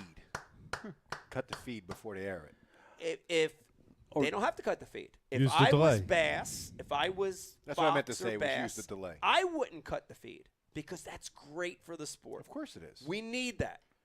But I wouldn't find the guy because you can't find the guy. You can't No. use something to your advantage and find the guy at the same time. That's ridiculous. I mean, the referee knew that Mr. Fuji was going to blow the dust into Coco Beware's eyes, and he would still let him do it. So it makes great. Why would they stop the kid? Right. You know. It's a good analogy. That's Right, exactly Peter? right. It's a good analogy. That proves the point. That's right. Now- Proof positive. Future proves Undeniable. past. Now, here's something I want to know. So, that was terrible. we know you've had a great relationship through your college career with Biz Bates. Yeah. And, Yes. and working over with those guys. And we love those guys. After you won that event, you make your classic. Yeah. You're going to be fishing all the opens. Did you give your 2 weeks notice instantly? Or No. I want to know about that. No, because absolutely that's not. interesting to me. Yeah, no. I mean, as a lot of you guys in here know, I've been working for Biz Bates for, close to 2 years Yeah. now. And not like, sponsorship working for. Like, I've Yeah. been tying Working. jigs and Like making actually working. Yeah, Yeah. making that. I've been, in there. And it's not like a new hire just appeared. So I'm there, man. I'm help. I got to help those guys out as much as I can. That's cool. And I honestly, I love it. I really do. And it honestly goes along with kind of what we were talking about earlier with keeping that good kind of positive mind frame, is going in there and seeing like a motivated, excited group of guys in the fishing industry every day. It's so good for me and them, and it's just a really great positive environment, and everyone kind of bouncing off each other. It's going to be tough next year with the Opens. Yeah. Being there out 9 weeks plus the Classic 10 weeks, and who knows? I don't know who knows where else I'm going to have to go. But I'm going to be in there as much as I can, helping those guys out, and more so than helping those guys out, I love being in there and kind of talking fishing. And, where else can you go and sit down and talk fishing for 8 hours? It's awesome. It's very So cool. for a young guy like myself, it's such a great environment, and I love being there as much as I am a help to being there. So it's really great. Well, that's a cool story. We've known those guys for a long Yeah. time. When they got and- started. Yeah, when they got started. And it's Mhm. cool to see a small company, come in with the big names and compete, right? And do it because they're passionate about it and create some great products. It's such a cool story. So I Yeah. think so many times you see like the big ones. You see like Lou's, Strike King, and you see Pure Fishing and Rapala. And they're cool. They're great companies, right? Mhm. But they're so big that it's sometimes scary to try to get involved in that. And Yeah, those because then guys- lawyers get involved. Right. Yeah. Satanists. And I honestly think part of Sorry. It's difficult space to compete in, that's for sure. It's difficult. Yeah, it's tough. And I think that's honestly part of why I've felt so, myself and Biz have been so kind of, Brian and Tyler and Jairus and John and everybody over Ellie. there. And everybody over there, Ellie, Linda, everybody. There's a gajillion people involved. Linda, Miss Souza. Yes, Miss Souza. She's awesome. She's just the best person ever. Laverne and Shirley. Laverne and Shirley. Is that all down? Where is that Potsy. facility? Charlotte. In Charlotte. That's the whole facility's Cuda. down there now. Yeah. That's pretty cool. Yeah, it's awesome. They moved out of Chicago. Yeah. Carmine. Yeah, Rugger. we're all together in there Yeah, now. you gotta It's get, great. like Bash University is one of the only businesses that have camped. Like, if you're a fishing business, you should be in the hotbed of fishing. We are on Lake Hartwell in South Carolina. Yeah, that's a good place. Yeah, we That's are a good there. place. Yeah, South Carolina's a good place. Yeah. Yep. Carolinas, Alabama, Texas, you got to be there. Yeah. Yep. Yeah. No, but I really do think that part of the reason why it's been such a good gel and such an amazing relationship and just time working there and working with those guys is that we're both kind of like, I was kind of the small guy just trying to poke his way in. You know, the little boat, the no electronics, all that stuff. Yeah. Like just trying to poke my way in the door. And Biz, same kind of thing. Like not that huge or that blow up product. Like just hard work. Yeah. And just trying to just work our asses off to both get to the same goal in the same industry. Yeah. So I love it's it. been an awesome relationship. It's awesome. And it it really is has Small been. Business Saturdays, Pete. Did I mention It that is. at It the is. beginning of the show? Yes, you It's did. a great topic. Here's something I'm disappointed in, though. I love that buzz bait from Biz Baits. The V-twin? The double? Yeah. And literally, I tried to order this like call it 3 months ago. I know, but listen to this. I tried to order it from Tackle Warehouse because Tackle Warehouse has it. Yeah. And I was back ordered, and like then the order was canceled somehow. I don't know what Oh. happened. I never got them. So I sit here at this day, still wanting that buzz bait. Oh. So you couldn't get that's like Brady get not it. being able to buy a football. I know. And but I got connections. Tackle That's what I'm Warehouse, too, saying, like- dude. Well, you got connections with Biz Baits too. Well, I would love We'll to take have care a of few you. of those buzz baits. Absolutely. Okay. Absolutely. That'd be good. They So might you- come into play next year. Absolutely. Absolutely. So you're going to keep working? Yeah. Through this year at Biz Baits. You're going to. You know, when I'm home. When you're home. basically. Yeah. That's cool. Pete, working. Oh, please. Playing the kid under the Christmas tree. Yeah. Right? Tying Yeah, jigs. I was doing that this weekend. Yeah. Working. Yeah. No, yeah. Yeah. How's the sponsorship game treating you going through this season? Oh, 'Cause man. it's a well, we just found out that last year the Canadian kid Coop. Yeah. $50,000 is what he spent. Yeah. To fish 9, sleeping in his truck. Yeah. 50 grand. 50 grand cutting corners with Cutting probably corners. food and lodging. Food and lodging. Yeah. Yeah. Because he looked pretty skinny. Yeah. If I was his mom, I That- would scold. You're right. So let's say it's probably 55 to 60 is Wow. going to be the spend. So did we Who's all gotta in? eat? So Who's gotta eat? did we talk about DOD today? No. No. I was trying to change the subject. Pete's just black pilling everybody tonight, dude. So, Bobby, great. When was the last time you fished with 225 people? No. Pete's just trying to make sure there's 100 boats on for the next open, so he's got a Nah, shot. it's wisdom. It's wisdom talking over there. Is Well, what it is. I'm just No. it's a challenge to It come up is. with that kind of revenue. It Plus, absolutely because is. here's the deal, like that doesn't include boat payments, truck payments, rods, reels, lures, Absolutely. tackle. Why all are you that saying that to insurance. Lou? He's covered this year. Well, that's what I'm Ish. saying. I asked him about sponsorship. Yeah, no. Oh. It's I don't know. You guys might be able to shed more light on this than I know. It seems like, from my experiences, it's kind of like there was a weird dead period. It was kind of like the first couple of weeks in November were kind of dead, and almost the last week and a half, 2 weeks, I've kind of started to hear back from people and get reached out to. It was almost like after I won, there was like a weird, like it was like, oh, here's the high, Yeah. just from the win, Yeah. and then it hit a wall. There was Yeah. 2 weeks of nothing, and these last couple of weeks, I'm starting to hear from a couple people. And honestly, the biggest thing is there's definitely, I mean, the college years, all of the college years and their sponsors, they really, it's such an amazing package between Toyota and Strike King Lose and all the different companies that help them out. But hearing back from anybody has been kind of tough up until recently. So yeah. Well, the That's classic good. is Yeah. the classic is Yeah. a marquee that sponsors can't run from because Yes. there's only so many guys that make that. Yeah. So that's something in your pocket. Had you not made the classic and you were just fishing the opens, I think it'd be a different story. Yeah. And that's just reality. You Mike, know what I have a mean? question for you, Mike. Do you ever wonder what it would be like to be his age now?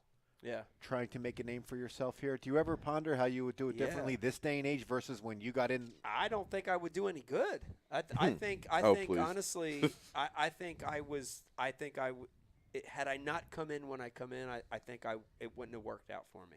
I think it was perfectly aligned. You know, I think at today's age, even if you were to transport me back to my 20s, I don't think it would work the same. way. Why? You were know? like you were the. I call sword- You were bullshit. kind of the. Nah, you're wrong, well, dude. I call Nope, bullshit. you're wrong. I don't. It, think it doesn't matter. You have what you have above everybody else is work Paul, ethic. What do you think? No, I'm serious. Hold on, like- Paul. Paul? No, I wouldn't. I'll shut your mic off. Okay. You have work ethic above. So it doesn't matter whatever time period you landed in. If you had to use the electronics, if you had to, whatever. You think? I fucking know. I don't know. And Mike, What do you mean I don't know? Mike, I'll shut your mic off. All right. Okay, Brian. Anyway, Mike, Mike, it's your personality. You know what I mean? You're a fun angler to watch. That You don't get- catch fish. You get excited when you do catch fish. You know what I mean? Yeah. You're fun to just watch. You just Yep. you got a great personality, and that's what Yeah. you have going for you. And a marketing empire. So this And the wasn't bottom line- wasn't a question Hold so on. everyone can yank his dong. I want to know how he would. But he tried to pull his bullshit where I wouldn't have done good. No, but I was serious. No, the thing I was going to say. This is what I was. Yeah, Gonna it bring did up. turn into a circle jerk. Everyone's like, yeah, No, Mike. You don't have to do that. I fell for it. Here's the thing I was going to say. Like, I feel like I don't think it would work. Right? I disagree too. But you got let's the go skill back set. to- You got the skill set. But what happens? What we found. Remember when all the guys from Jersey, we were all together, and so much talent in that group that we had. Yeah. But crap's got to happen, or it gets rough quick. Oh yeah. You know what I mean? Like, so you can go through a personal, like a divorce, take you right out of the game. Yeah. You could lose your job, take you right out of the game. There's all kinds of. You could blow up your motor twice. Yeah. And take you right out of the Yeah, game. but you know what? He had Ranger, know? he had Mans, he had Yamaha before he even won the Classic. Then went right to laser lure. Right. Yeah. Well, I mean that's okay. Well, I guess my point is that like he didn't need something big to propel him forward. Is all I was getting at. No, I'm saying there's something With that all can those other- derail you. Something can derail you Yeah. in your efforts until you get over the hump, right? And then it's hard to get over the hump, and stuff out of your control can happen to you at any time. Yeah, but here's the thing that I wouldn't want to go back. I wouldn't want to go back, and I really appreciate, Lou, that I see a similarity in your style to mine, and that's tough in today's age to have that style. And when I look back, you could have a great work ethic when we started, Pete, and there wasn't the waypoints, there wasn't the information, there wasn't the sonars that are seeing the things. You had to get out there, dude. You had to drop the fucking motor and fish your ass off. That's what you had to do, and I don't think that I fit that, and I don't think that today I can fit that as well. I just wonder how You know? selling yourself. Like, how does Lou So- sell himself today? How would Well, you it is sell a different. yourself Well, today? it's a different world. It's the same world. It's a different world because back when I started, there were very few guys from the Northeast. There were very few guys that were different. There were only a handful of us. Yeah, that it was broke tucked the in mold. shirts and mustache. Right. So that was different. But what's the same, and is always that you have to sell yourself as you, and you have to sell something unique. And that's the same now. You know what I Yeah. mean? So it's definitely a more open sport, but Yeah. you have to stand out somehow. Yeah. And Illuminati. you have to stand out, but it has to be real. And that's the key. Dude, the logo. It's got to. Oh, yeah. That's the first I'm step. telling It's you. got to happen. James Riley, if you're watching this right now, Yeah. I know, James, you watch and listen to a lot of these podcasts. James Riley, we're asking you for a favor on this one. We need Illuminati logo. We need a Blue whole money. branding. Definitely we need a whole a triangle with an storyboard. L. We need the whole thing right now. James Riley, we're tasking That you. eyeball needs like where Mike has the. Look at Dave. Look, he's getting nervous. Mike has the shark Look mouth. at Dave getting nervous, Your- Brian. Look at him. Your boat needs to have that eye. Just needs that eye right on the triangle. hull, man. Yeah. Just That the was- L. Yeah. Brian's that's mad perfect. though because Bud Cipolleti has it. So Brian's mad. Am a I little mad at that? bit. Bud does have it though, right? Does? Bud has what? The pyramids. Bud's symbol is the triangle with the eye. The All seen. I have Fishwick. Well, after he wins the classic, he'll be Lou Sauron. Yeah. Yeah. No, but to bounce off all that, I mean, the way I look, in 5 years I could be in bass fishing or relevancy. Who knows? The way I'm looking at it is at the end of the day, like you said, you have to be yourself, and I don't plan to be any other way. I don't know how to be any other way. You know, I'm sure I could post more on social and all this other stuff, and I will. I'll do the best I can at it. But at the end of the day, if I don't catch them, I'm not going to be there. Yeah. That's what it comes down to. Yeah. If I don't catch them next year, I don't make the elite. That is part of the equation. That's it. Yeah. So I feel like once you get to the elites, surviving there, that's a whole nother strategical ballgame. Yeah. But you got to get there. Yeah. So that's where I'm currently at. Yeah. You don't put make it to the elites this year or break. Not or break, but it's definitely the number one goal. Yeah. Absolutely. I mean, going and fishing the Classic and doing well would be, talk about dreams and stuff like that. I mean, that's like miracle dreams, Well, But making the Elite Series is something I feel like I have to put a serious target on. Yeah. Because this is an opportunity that doesn't just pop up. Yeah. There may not be many more. No. They have 2 chances, 3 chances. Exactly. Who knows, Exactly. Has the registrations for the Opens concluded? Like, do we know how many are in all 9? You wait until They last said take it's call, like last call. I think I'm already registered. I think it's 175. Yeah, it's like 175. For all 9. 175 or all 9? For all 9. And the rest of them filled in 20 minutes, supposedly. Yep. Wow. Yeah. I didn't register for any of the Opens this year. Thank you very much. Lou, if you need help with that, the social media stuff, just check out Pro Edge Fishing. Oh, I know. They'll help you out. I just need the money to pay those people. Oh. They just get under the milking table like these two. Yeah. Milk them down. Milk the udders. Milk 'em. Yeah, milk them, Mick. Milk 'em. Yeah, I had something. Have you been to the Classic? Never mind. Water? No. While you're looking? I was at the 2019 Classic. Okay. But, no, I haven't been Are there. you going to? No. I didn't pre-practice for anything this year except for the National Championship on Winyah Bay, and it totally, absolutely screwed me. So I don't plan to do it again. Did you talk about Norman your practice No, session? I didn't. This is a cool story. Yes, we were talking about today. I don't even know how it came up, but my first college tournament. This is like we're about to go to a dark, deep place. Yeah. I went to Charlotte to kind of be able to fish year round. Bang bitches. No, sadly. Who said that? Who do you think said it? Fish year round. They're easy. They're everywhere. What are all these straws in my drink? Brian's ghost. Hey. Uh-oh.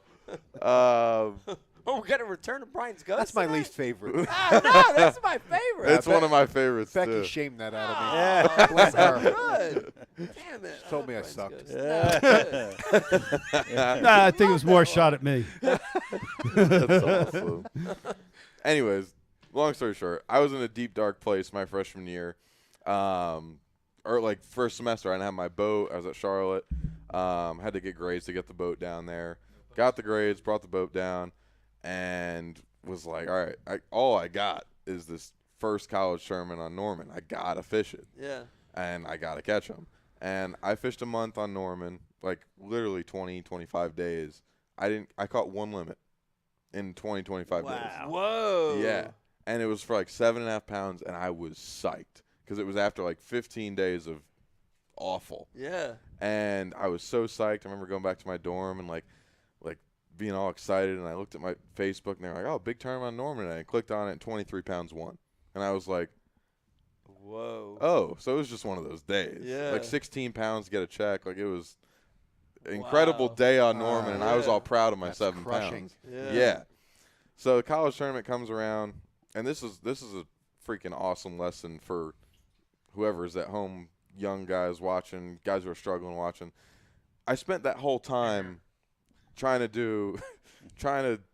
do what I was told to do. I never spent any time in the Carolinas. So I was going down. I was winding my red crankbait. I was ripping, stopping. I was throwing the jerk bait. I was rigging. I was Carolina rigging. Doing it all. Terrible. Yeah. First day of the tournament came along, and it was still terrible. And I said, screw this. I'm gonna do what I do. And I picked up a stupid ass Ned rig and went to work and came in 8th out of 260 in the tournament. Whoa. And it was like just it was just like that foot in the door kind of like, yeah, this is I belong to be here. Yeah. And B, like, do your own thing. Do you, Lou? Right. Do your own thing. Yeah. And that's you. Especially with that many competitors. 'Cause Yeah. I think the bigger the fields you get, you really start – a lot of those competitors get drawn into what they're supposed to be doing Yeah. instead of what you like to do. Yeah. What you Dude. feel you should be doing. Absolutely. Yeah. And on top of all that, I was talking to Brian about it today. I was like, I happen to know another guy that had his big start on Norman. I did. I did. So it was That's cool. crazy. It was a cool little moment. Yeah. That's crazy. That actually, I mean, I'm glad you brought that up because it brings something up that I wanted to ask you, which is, even though people know you as a North Carolina guy, Yeah. because of your collegiate experience, Yeah. how much of your New Jersey upbringing has helped with your career so It's far? all like of it. that story right there sounded very Jersey to me. Yeah. Dude, it's all of it. Yeah. It's all of it. Why? Tell me how. It's just the grinder mindset, the never give up mindset, just the Like Sunset with Paul today. exactly. Yeah. Precisely. Yeah. Yeah. Just Sometimes give up. Yeah, sometimes sometimes give up. I agree with Brian. Sometimes pick up the red worm, go down the bank, catch your bluegill. Yeah. You know? Yeah. And then go to breakfast. Yeah. Go to breakfast. Exactly. No, but just I miss it. Did Trevor Topkin teach you everything you know? No. Yeah, No. Trevor. Absolutely not. Trevor Topkin fishes like he's 10 times more of a man than I am because he is. He catches them cool ways like flipping and cranking and all that stuff that I don't know how to do. I got to pick up a stupid little spinner rod with 6-pound test and catch him. Hey, don't So- diss the spinning rods. That's, Hey! that's all I use. All chiming in. All the big fish I've caught have all been on spinning rods. I am plenty. Hit him, Paul. Hit him, Paul. Hit him hard. I am plenty adept with my spinning rod, and I still hate it. Anyways. Well, if you want to learn a few things about how to catch nice fish consistently on spinning rods, I'm your guy. Yeah! You're welcome. All Watch right. BSU. All right. What, you guys got Paul on Best U? No. Soon. Might be a good Not idea. yet, awesome. but- I'll watch that one. They Not don't. yet. They don't have that kind of vision over there. I think that'd be a That good vision set. left with me. Just kidding, Pete. Oh man. I'm just kidding, Pete. Lou, No, what was up with navigating Lake Seminole with hand With what? Hand movements? Hand movements. Like sign language? So my buddy Andrew's on the message board. Oh. That, by the way, shout out to Andrew. He's the guy. Shout out to Andrew. He's the #1 guy who believed in me at Charlotte since day one. Thank you, Andrew. Andrew. I love you. Yeah, Andrew. Yeah. So, anyways, we were on Seminole. I didn't have a map chip, and yeah, it was tough. Wow. It was tough. He was on Navionics on his phone, and I Yeah. was driving the boat. Left. Oh yeah, Right. straight up, dude. He's going. Whoa. Like navigating the Yeah. channels, dude. Yeah. It was, Well, Why, you know why didn't you just sketchy. grab the phone? it was raining. Oh, okay. Yeah. Well, you know the Tommy Biffle rule. No. Well, if you don't see it, you can't hit it. Well, true. Just go. Just go. I found that out at Winyah Bay. And then I go. did hit it. Oh, but man. you just kind of bounce off. You know. Yeah. But yeah, no, I think the Jersey thing. it's huge. Yeah, we've talked about this before, Dave. I think it's a help more than it's a hinder. You I know? think absolutely. it's a mental toughness I think edge it's a mental toughness. that you have Yeah. from fishing in places that are difficult Yeah. and being able to hang in there for 8 hours. Yeah. Our sport is different from a lot of sports, man. Yeah. Even golf, like maybe you got to hang in there mentally for 2 hours. Yeah. You know, you gotta be on point Yeah. for 8 to 10 hours. Yeah. Dave? 3 days in a row. 3 days in a row. Yeah. It's incredibly Yeah, tough. I think like Paul's the quintessential Jersey angler. Like he not only has to deal with that, but then he has to deal with it on the bank. Mhm. Like he's he's got this much room instead of the entire lake to deal with. Yeah. You know. Basically, it's like I do what I can with what I've With got, what you got. with what I'm presented with, Yeah. and I try to make it work. You make the most of it. You make Exactly. the most of I the can limited relate. opportunity. I can Yeah. relate. Yeah. That's a Jersey mentality. And then you drive It to the is. next spot. Exactly. Yeah. Exactly. Run and gun. I'm like, well, this pond sucks. I mean, Out of here. and I'll have some more hot take topics of Brian and I's conversation today. it's almost, I don't want to say exclusive to, because I feel like I'm more of a central guy, but that kind of success and grinder and all that stuff almost is even more of a South Jersey thing than it is a Jersey 1000%. thing. Yeah. North is weak. Yeah. North is weak. It's because they got all the cool fish. You know, the muskie, the pike, the walleye, lake They trout. just have more Well, of they them. have they have a DNR. They have a fisheries that actually take care of them. You Down see here, they, the new the stepchild of, right. of fish. Right. When I fish up there, at least half, if not 3/4 of the field sits down while they're fishing. Yeah. The NJDFW. Do they sit down when they pay too? Clearly. The NJDFW looks at the state and goes, "Okay, let's Well, take yeah. care of this part." You know? Yeah. Right dude, on. it's so bad that they had a fall stocking schedule printed out. Printed out. Internet, on the magazine, everything. And it was like, you know, blah, blah, blah, blah, Mary Elmer, you know, we're stocking. I do our- solemnly swear. Yes, I do solemnly swear we're putting 200. Yeah. And the fucking funny thing about it is in the manual, online in the manual, they even had it down to the number. Dave, they were like, we're stocking 287 trout in Mary Elmer Lake. Okay, are you fucking kidding me? 287. First of all, is there a dude counting the trout? Anyway, I go to Mary Elmer. Dude, I'm there forever, the entire day. Dudes on the bank, like 40 dudes showed up on the bank, like lined up, like Why do elbow to people do elbow. that? My God. Dude, the truck never showed up the Oh, entire man. day. That's brutal. The stepchild of fisheries management, South Jersey. He stopped somewhere along the way and dumped them in the gutter. Yeah. like we did with the Courier Post when we were Courier delivering Post papers. and Shopper's Guide. Oh, man. Shopper's Guide. Yeah, they went But in the why do dumpster. people Second sit there and Woods. wait for 6-inch trout to get thrown into a lake? Because I know, because right? it's that's all we got. Yeah. That's the only little bit of excitement. I that got we more have. respect Now for tell the me the jerk real off reason. that sits out front of Walmart for 5 hours last night waiting for the Cabbage Patch stuff. waiting for like a fucking PlayStation controller because it's $10 cheaper. And I do some jerk off waiting for a trout. Nah. Oh, come on. It's about as suspenseful as stepmom videos stuck in the dryer. My stepmom's stuck in the dryer. You know, like, Oh, what's my gonna happen? God, You know what I mean? Get out of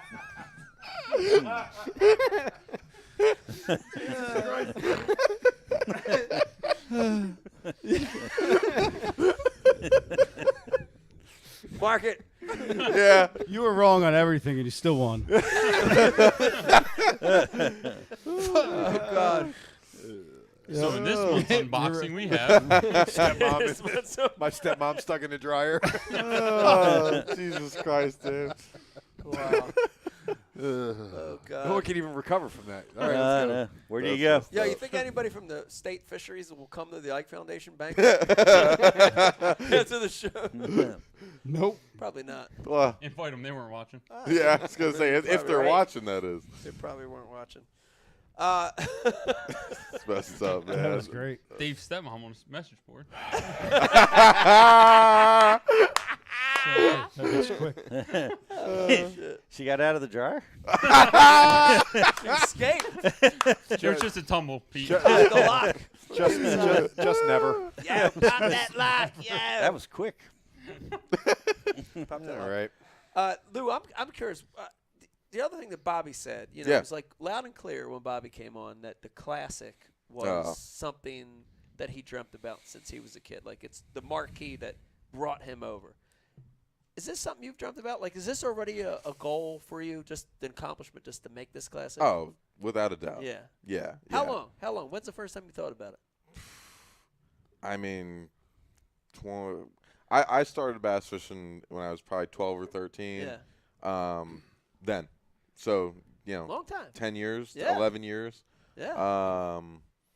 It doesn't feel real. Yeah. It honestly doesn't that I'm fishing that tournament. Like at all. Like Yeah. when I get talked about it or somebody asks me about it, it doesn't feel like it's actually happening. That's cool. It's insane to think about. But I will say it's funny you bring up Bobby when he was talking about it because he was sitting there talking about it and I was like getting chills thinking Oh, about yeah. it. Just like even trying to conceive it. Is Yeah. Bizarre. When you visualize it, who actually is calling your name while you're doing it? Is it Mercer? Is it Mercer's predecessor? Who before him? Like, Oh Ray Scott. man. Yeah, who's doing it? How about you? Oh How man. about you? how about who did you when you were Don visualizing Day. this? Who'd you envision being like Pete? That's tough. Cusack, you know, like, who'd Yeah. you picture? Oh, for me, it's Ray Scott. It's got. Yeah. I think. Yeah. How Dude, about you? even as young as I am, it's Ray. It's Ray. Yeah. For me, No, it's- no disrespect or anything to Dave. It's just, dude. Like even the other day, I was stuck in traffic, freaking driving home from Charlotte. Yeah. And I was watching just like the '95 classic, like I think they call it like the yearbook or something. Yeah. And wow. Herschel winning and yeah. and them going. It like that's the classic, dude. Yeah. I don't know. For me, when I visualize it, it's Even though I wasn't actually- alive, it was- It's Charlie Evans. It's Charlie Evans. Late Even though line. he never announced the classic. I visualize Charlie Evans announcing me. for my Interesting. film. Charlie Evans from FLW. Five fish. Michael Aganelli running me, New Jersey. 5 fish, 5 alive. His weight 11 pounds. 11 pounds. Just waiting for the scale to counter. 11 pounds. They're lively ones. 11 pounds. 5 ounces. Mark it. Mark it. Yeah. What you catch him on, Mike? And then I'm like getting ready to sell. Well, I was using a man's. Thank you very much. Push you off stage. They'd always call you on by your boat sponsor. Ranger Boat Pro, Pete Klosik. Yeah. Mount Laurel, New Jersey. That's funny. 5 fish, 5. Pete, how'd Yeah. you catch him? Thank you, Pete.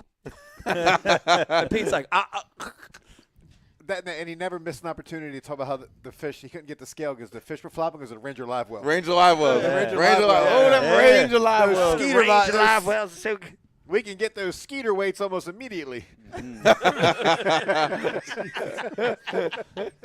These Ranger ones are delayed. So lively. Well, you got to get your logo and you know your name together for Mercer.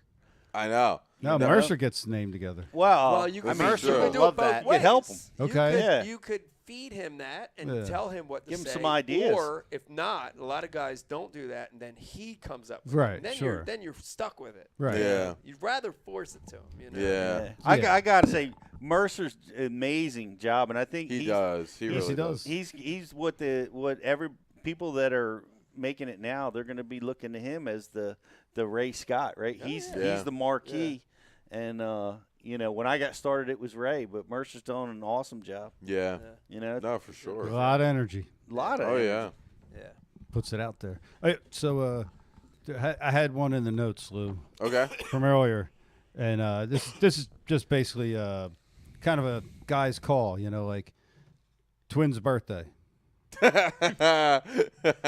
Just curious what everybody's thoughts All is right. on this. So I was having a tough time with this. My boys, Max and Mike, UNC Charlotte guys. Yeah. Two of the most awesome kids. They're freaking good. They catch them too. Yeah. Anyways, it's their birthday today. Yeah. Text them in birthday. group chat. You text them separate. Oh. What, Oh, they're that's twins? Yeah. Identical. I do them both together. Yeah. Together. Yeah. Okay. I said, boys, love y'all. Happy birthday. Yep. Group chat. I figures Do they like complete each other's sentences? no. All right, then I'm not. Yeah, I'm doing it together. Shout out, guys. I love y'all. Yeah, happy birthday. Mike, Do they wear like matching outfits? Pete, No. I you know, I don't. forgetting their birthday. No, man, it's like it's more personal to do it individual. But the It- way this you is true. said it was awesome, man. Love you guys. Yeah. Yeah. You know, Tied it together. yeah. It's awesome. It's How long you I known mean, you them? can't screw it up, right? 2 years? It's all good. We've known Dave all our lives. We forget his birthday every We do. freaking year. It's because you're the first to go. That's the problem. The You're first to go. It's because we're all retarded Like, after we're- fucking especially Thanksgiving. now. We're drunk on Yeah, turkey. and especially now, we're like on that downward slide where you're trying to forget your birthdays, and you're the first to go. There's no excuse. So that's like a real like 50s was a horrible number. 50, holy fuck. We forgot everyone before that. But now you're 41. Stop it. Knock it off. 2. We forget everyone. Why do we do that to Dave? No, that's all right. Dave, we owe you. Are you 50 or 51? Ooh. You're the oldest in the group. I'm the eldest. And the Cool. wisest. Happy birthday. I don't know about the wisest. Oldest and wisest.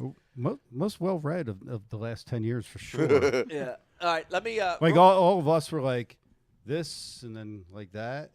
And Dave's just been a slow, steady of this.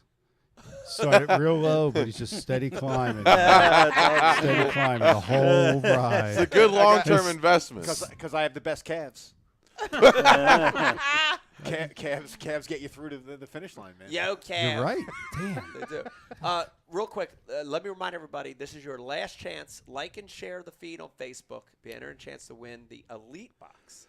We're going to give this away in just a second. While we're doing that, why don't we do our unboxing?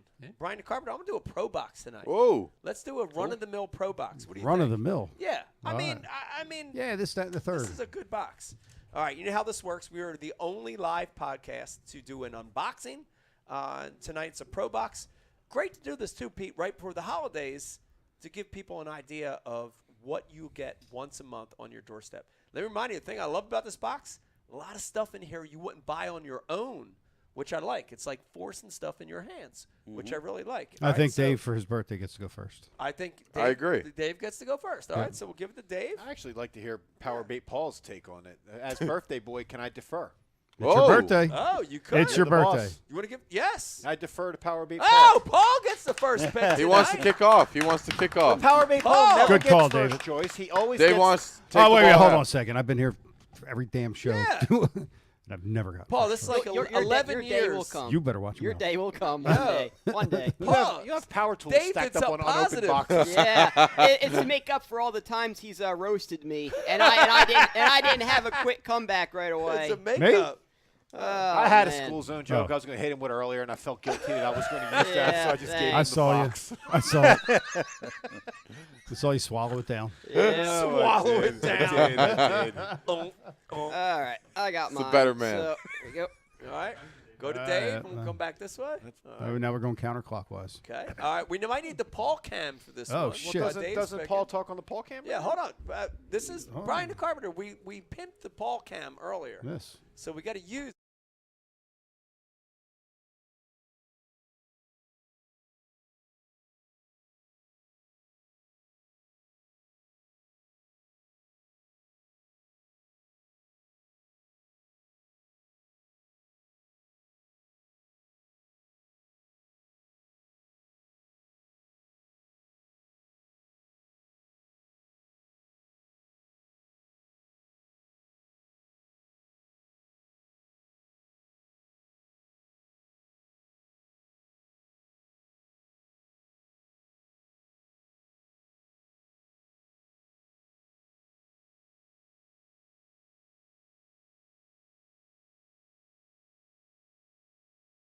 Brian. Nailed it.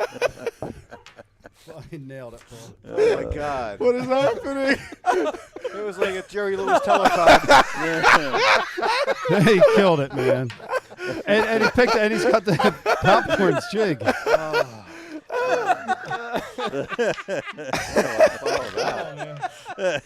You asked for it, BTC. That was awesome, Paul. That was fantastic. That was fantastic. Mark it. Jake's Mark on the it. floor.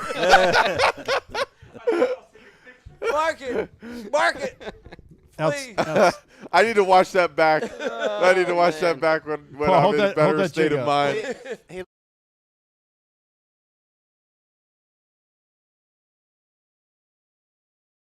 Go again. Oh, that's messed up. Come on, man. I thought it was outstanding. So what you're saying is I'm smarter than you. No, you are. You definitely are. Smartest guy. Oh, for sure. God. All right. So I'm going to man. do mine. I got a That's nice little unbelievable. spin tail by Trago. It's a Mullix. Looks- Oh, yeah. Pretty rad. I know that Oh, bait. hold on. Look at I know that. That bait is rad, dude. Yeah. I'm leaving you with Trago's whatever spin- that is. Yeah, I'm Probably- coming in That's last. a good one, What's dude. it retail at? Like That's 13? a good. What got left? I think so. I think Yeah, it's I about mean, 10, 11 bucks. Yeah, it's an expensive bait, man. Yeah. That's a good one. All right, here we go. Pete, I want you to watch this. I know you're still picking, but I do want you to Oh. watch this. Okay, yes. Oh, I remember those blades. Yes. I picked a little spinner bait out of here, and you heard me talk about how this shows you new baits, but it reminds you of old baits. And this is a black fly lure spinner bait, but here's the deal. Check this out, guys. You ready for this? chopper blades. And check it out. This is chopper blades, so it's kind of a cross between, I don't know, like a willow and a Colorado. Very unique thump, very unique flash, signature, different than a lot of spinner baits. If you're in Florida, I remember this thing being really hot. I like this a lot. Chopper blades. Very cool. Yep. Very cool. Nice. Like it. Remember the multi-bladed, I don't know. like the 3, 4, and 5-bladed spinner baits? That had a little trend. Yeah. And that, we haven't heard You don't a lot hear about about that. that. Three blades disappeared. Yeah. Yeah. Huh. Interesting. I met somebody recently that was still talking about them for Chopper spotted blades. bass. Crazy. Spotted bass. Let's leave those unmentioned on the show. No spots. I got a lucky. It says John, but I think I should pronounce it because I'm here. John. John. It's shad. I don't know if this is that supposed to say box or Monroe. AOX? ADX. ADX. Yeah. Shad ADX. It reminds me. You remember those Mega Bass flap shads? That's exactly what. It reminds me of one of those. Kind of a jerkbait, crankbait hybrid. Tight wobble. Yeah, probably great for this time Right of the now year. it's cold, right? Yeah. I like it. Yeah, somewhere with threadfin. They're schooling up. It says meters, depth in meters. That's way over my head as far as What's it say? How many? 0 to 2.3 meters. For all I know, that could be a massive. How many feet to a meter? How many meters to a foot? Hey, I am not the guy to ask that could be about math. 27 feet to me. They need to do this in feet versus America. It's a little over 3. It also says 3 weight feet. in grams. We can't do that. Anyways, I like the look of this bait. It looks like it has some really nice hooks on it, and I think this time of the year, this is the kind of stuff you want Very to be throwing. shady looking too. Yeah. I like that. Yeah. I'm about it. Cool. Pete, what do you got? I got the last, but man, this is what I'm using. Nothing else is working.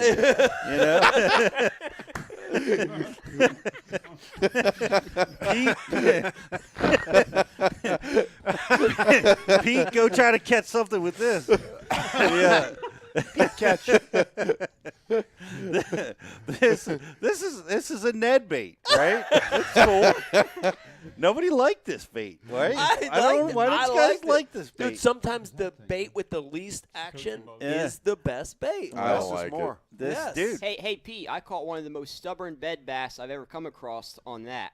On this exact bait? Ned rig. Yep. Oh, there you go.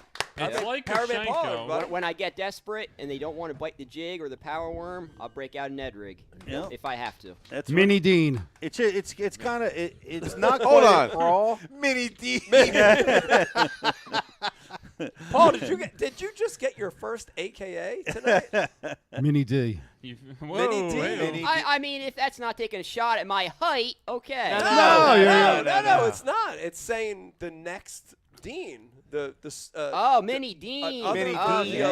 Another version of the Dean. A future Pete Glusick. Yes, Yeah. Mini Dean. Okay. Repeat. Paul's first AKA. Busting out the education. Mine is falling out of the boat and taking a dip. Right. But, And two everything else, classics. yeah. Don't forget the 2 classics. Oh, yeah. Come on. Three Three classics, classics, man. Yeah. Come on. I'm fighting for you. Come on. Trying to. Everybody forgot the Grand Lake Classic. Yeah. Yeah. That Everybody one didn't remembers happen. the 2, but the Grand Lake The Classic. grand one. It was too cold. Everybody wants to forget It was about very forgettable for me That too. didn't happen. and it definitely wasn't. It definitely wasn't the first classic I paid attention to. So. I think we can mark Mini Dean. Mini Dean. Oh yeah, Mini we're Dean. marking I'll that take one. it. I'll take It's his it. first Hey, AKA. I got to appear on the Bass University one day. All right. One day. Once you get that first classic win, Guardrail Black Classic. cone 'em. Come Black see me. cone 'em, Dave. come Guardrail see me. Classic. Way to cut my Hey, dreams Paul, in half. I know a couple guys back in Charlotte trying to put together the Pond Master Classic. You might want to hit them up. There you go. Whoa. Okay. I don't know. I sent him a BTL all about pond fishing. He didn't even reply to me. He just read it and kept on moving. Oh, It's really worth jeez. it. I was He's too too good busy for it. fishing, Too Jake. good for it. Jeez, because He's too I good know for it. everything that you sent me. Oh! I'm kidding. I'm Straight kidding. up. Shots I'm at Matt kidding. Pangrac. Hold on a second. Jake, what's BTL all about pond fishing? It basically said go to Netcraft or the NetBait. Go on there and buy their kit for pond fishing. That's what it was all about. Oh, Was there a commercial? Like I said, everything I already That's know. pretty generic. They ain't hurting nobody. It was fair enough. No, I didn't say to hurt. I nobody. tried to I help just Paul out. didn't know if Matt was trying to do some Bass University. We do have it. Frank Scalish. Let me tell you this though. I will pump the Bass University bank fishing. Yeah. I'll Yeah. pump that. Take real it to the quick. bank. Take it to the bank. There's a great one on there. Very good. Sound. It's even got a catch line. Yeah. Take it to the bank. Very cool. Yeah, it's a good So one. why not Yeah. take New Jersey's people champ of bass fishing on the bank and add him in? 30 kid a bone.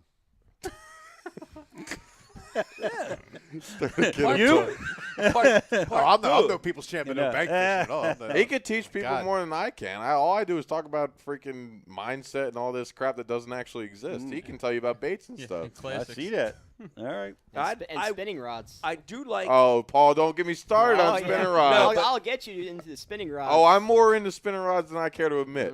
But Paul, you did bring up a bait style that I think would be a great seminar topic at Bass U, which is inline spinner. I think Oh yeah, that's a good honestly, It's- Mike, it's yeah, not- honestly oh, do. way because overlooked. exactly because Seriously. it's so overlooked. I agree. When I would people look agree at with it, that. they only think of trout and panfish. But I I, would can't agree, tell dude. you how good I do in spillways. Look, Pete's writing notes right now. Yep, Look at that. inline spinner. We're going to We got get him that right one. note. I got to find, the right guy to give that seminar. Paul, what's your schedule looking like in January? I'm not doing too much. I'm pretty available. Oh, that's great. That's great. You, Where are we at on time? We good? you know what else I spent doing over the holidays? Shit, we got Dave? a ways What's to that, go. buddy? I watched I consumed rabidly everything on Bigfoot and aliens. Whoa! Heck yeah. What? Everything. converting? Hold us. Heck yeah. Everything on. Hold on. Everything I Jake, could find Jake, on can you- on Netflix. I want to freak you out with something. Pete, I want to freak you out with something. Jake, go to Google, type in Michelangelo's Final Judgment painting. Now listen to this. Michelangelo in the Sistine Chapel painted Michelangelo. a mural called The Final Judgment. Thousands of people on there, right, being judged. At the bottom of that, this is new through the Sasquatch community. People have written about it, but it's just resurfacing. The bottom of that is a cave, 1,500, with a Sasquatch in it. Oh. It's got a Sasquatch in there? So, Jake, and the painting at the bottom of the cave, there's a green cave in the bottom of the painting. There's a Squatch in there. And there's another horned creature in there with him. Horned creature. Horned. That some think. Sure, it's not a clitoris. No, there's an actual Sasquatch in there, dude. Yeah. I know. Of course, you have to shit on. No, I'm just saying it could be. It's horned. If you can find, there it is. But if it's the If very you can bottom, find it. Yeah, it's tough. At the very bottom of the painting, there's a green cave. In the cave. So, people believe that there is a theory, Pete, that these creatures are fallen Jesus, angels, this is that they turning move they move from dimension to dimension, and that they are the Nephilim, Yeah. and that they were hiding from final judgment. The who? Nephilim. What is that? The Nephilim was offspring. How do you spell of that? fallen, Oh, yeah, yeah. Nephilim. There's a zoom in of it. Okay. Put the full screen it. Yeah. That's Let it. me see. Hold on. Pull back. Full Are screen you it. able to pull out a little bit? That's no, hold it. on. No. It's clear. It's way clearer than that. There's Looks no. like a moth. Hang on. Let me come up. A here. moth. Looks like a moth. This is turning into Joe Rogan. I wish. Brian wishes. Dave's got to get his readers. 51. Look at the stance. Look at the stance. He's hit a different dimension. All of a sudden, he's like found a gear. He's Like in an old guy dimension. Yeah. Look at him. Yeah. He's psyched. No, He's I watched everything on the some dude in Washington State's got a movie out where he's just cashed everything in and just he had a sighting and he's just chasing. Oh yeah, chasing all it to in try now. to get it again. And It's the UFO thing is that's Well, I that's actually- becoming. I researched I some think of there's that. some there's a lot to that. Yeah. There's so much information available on that that it's not common knowledge, but it's almost people are accepting that I think so. All right, this exists. Yeah. There's but we haven't been contacted. They're trying to develop methods for us to have first contact. Yeah. Whether or not it's actually already happened. Yeah. Didn't don't know. the government come out and say there's some truth to some of it? Yeah. There's They something. did. A lot. Yeah. I thought. What's they that? said It's all something. aliens? Yeah. UFOs. Yeah, they copped to that They're like, yeah, aliens. But it's all weird. Like you get all of these panels, and they're all retired guys. Yeah. You know what I mean? Yeah. Yeah. All. It seems like everybody with an agenda. Some of that is when you retire. I think you have the freedom. You have the freedom to speak freely. Statute of limitations. That's what they're kind selling. of thing, Yeah. That's what they're selling at least. Yeah. I don't know. Can you even look back and see if they were like actually employed or? I think they were. Yeah. I think these were all actual pilots and stuff. Yeah. I mean, the pilots are really cool. You can hear the audio in real time. You know, where guys are They're seeing freaking stuff out. that doesn't make any sense, and they're like, crazy. talking about it. Yeah. You know, Yeah. it's pretty cool. Strange. It's got to be. Dude, Yeah. there's billions Hey, it's and too much billions going on of out there. opportunities for life to exist. Yeah. It's got to be. Yeah. It's got to be somewhere. There's just too many. I mean, I feel like they don't even know. Does they bass always, fishing exist on another planet? They always talk about how we don't know nothing about the ocean, and it's here. Yeah. You know, There's a lot. You're there's right. so much out there. Yeah. There's as many unknowns there as anywhere. Right. Yeah. Right. Yeah. Oh, Paul, did I tell you I caught a snakehead? Yeah, I seen your a video few weeks ago. Not a big one, but like in the Salem Canal. Salem Canal. Yeah. And actually had a bigger one on.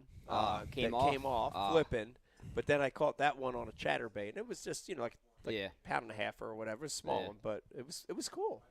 I like that species, man. Oh yeah, they're fun. They're super They're fun. They Yeah. they fight weird too. Yeah, they They're do. Like, Yeah, What we they got- have, they have a different fight to them. What we got Their going whole on up body there? shakes. Yeah. All right, guys. What do What's you got? what's this creature? All right, Dave, give it to me. Heck. All right, can't hear you. That's the squatch to the left. It's absolutely the Patterson Gimlin squatch. Can you blow it up? Yeah, hold on a second. I got it. I can't see crap. Oh yeah, I see it. Oh, 100%. I see it to the left. That's in a 700-year-old painting that's in Italy. He's got his arm bent. I see it. And that's the horned one next to it to the right. It's much that's not a great picture of it. There's better ones out there that Yeah. are much clearer, but Jake did a great job finding it. But Hell the squatch yeah. is to the left. I don't and see it. then- I had it and I lost see it. I They see bo- it. Like I said, the theory is that Oh. I see it. So how? I'm old's very this painting? intrigued. What's the theory? 1500. The theory is that 1500s. that right there is a depiction of the Nephilim hiding from final judgment in caves. Huh. That's what's being floated about. So they think that there's some sort of back then they believe there's some sort of Christianity tie with Sasquatch. I mean that's what Angelo painted. You know. Interesting. I don't know. I mean that's first time I saw this. I've heard about it. First time I saw it was a couple weeks ago. Interesting. I sent it to Kumar, but never got a response back what he thought about it. Yeah, it's interesting. 700-year-old picture, and there's clearly what everyone describes that they see in the woods and Yeah. inside the cave. I can see that. Hiding. Yeah. There's also another picture above that of someone holding just someone's skin, as if the skin was peeled off them, and that's a whole other thing about the Skinwalker Ranch. If you want to go down Skinwalker Ranch, that's a neat one to go down. Wendigos. I've heard of that. Interesting stuff going on there, dude. Skinwalker. They believe that Where's absolutely Skinwalker Ranch. I believe it's in it's either Nevada or Utah. I'm not sure. Okay. But they believe that's a massive portal. Because To where? The theory now is that UFOs aren't coming from galaxies far away. The whole battlefront now is dimensions within our own within our own existence. Think about it right now in front of your face. How many AM and FM channels, Wi-Fi signals? You could play an entire video in front of your face. There's just go back to AM radio though. How many frequencies are in your face right now that you can't see? Right? Dimension's a matter of perspective. This is what people are saying. I mean, obviously, I'm no friggin', you know what I mean? But they think they're just jumping over. Well, and one of the points that they were making is the speed of light isn't fast enough to travel. So there needs to be needs to be a different method of moving, Right. because you can't. It just would take too long. So I was just listening to a physicist last week talking with George Knapp, and they said he said there's nothing faster than the speed of light. If it were, it would be in another dimension. That they have nothing faster than the speed of light. Yep. That's what they're talking about. Who knows? Yeah, I love it. Very interesting. Very We interesting. know. Are we living in a simulation? I've heard it now. I went Ryan down. says yes since MLF launched. So I mean, on- MLF, Guggen Squad, everything kind of all happened at the same time. So right? if you are things gonna- shifted, if things you're there was a gonna look into it, change. Archaics is probably the best. The guy has a YouTube channel. It's called Archaics. He's a former inmate he was locked up for a long time, did a lot of reading, and you can watch it and go down the path yourself. I left it because he was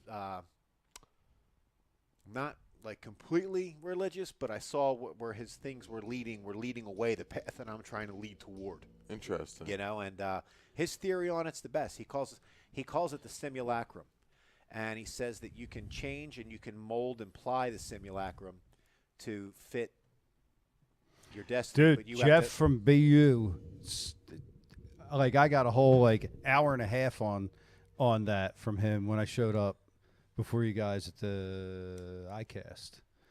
Like he's totally sold on this mindset of willing your future to happen. Have you ever heard all that? But you have to step in that direction. You can't just will it, and you have to say it out loud. He lived it. Yeah. And like every day. Yeah. It was pretty intense what he was talking about. Yeah, it's interesting to hear him talk because he's been through so many near-death experiences.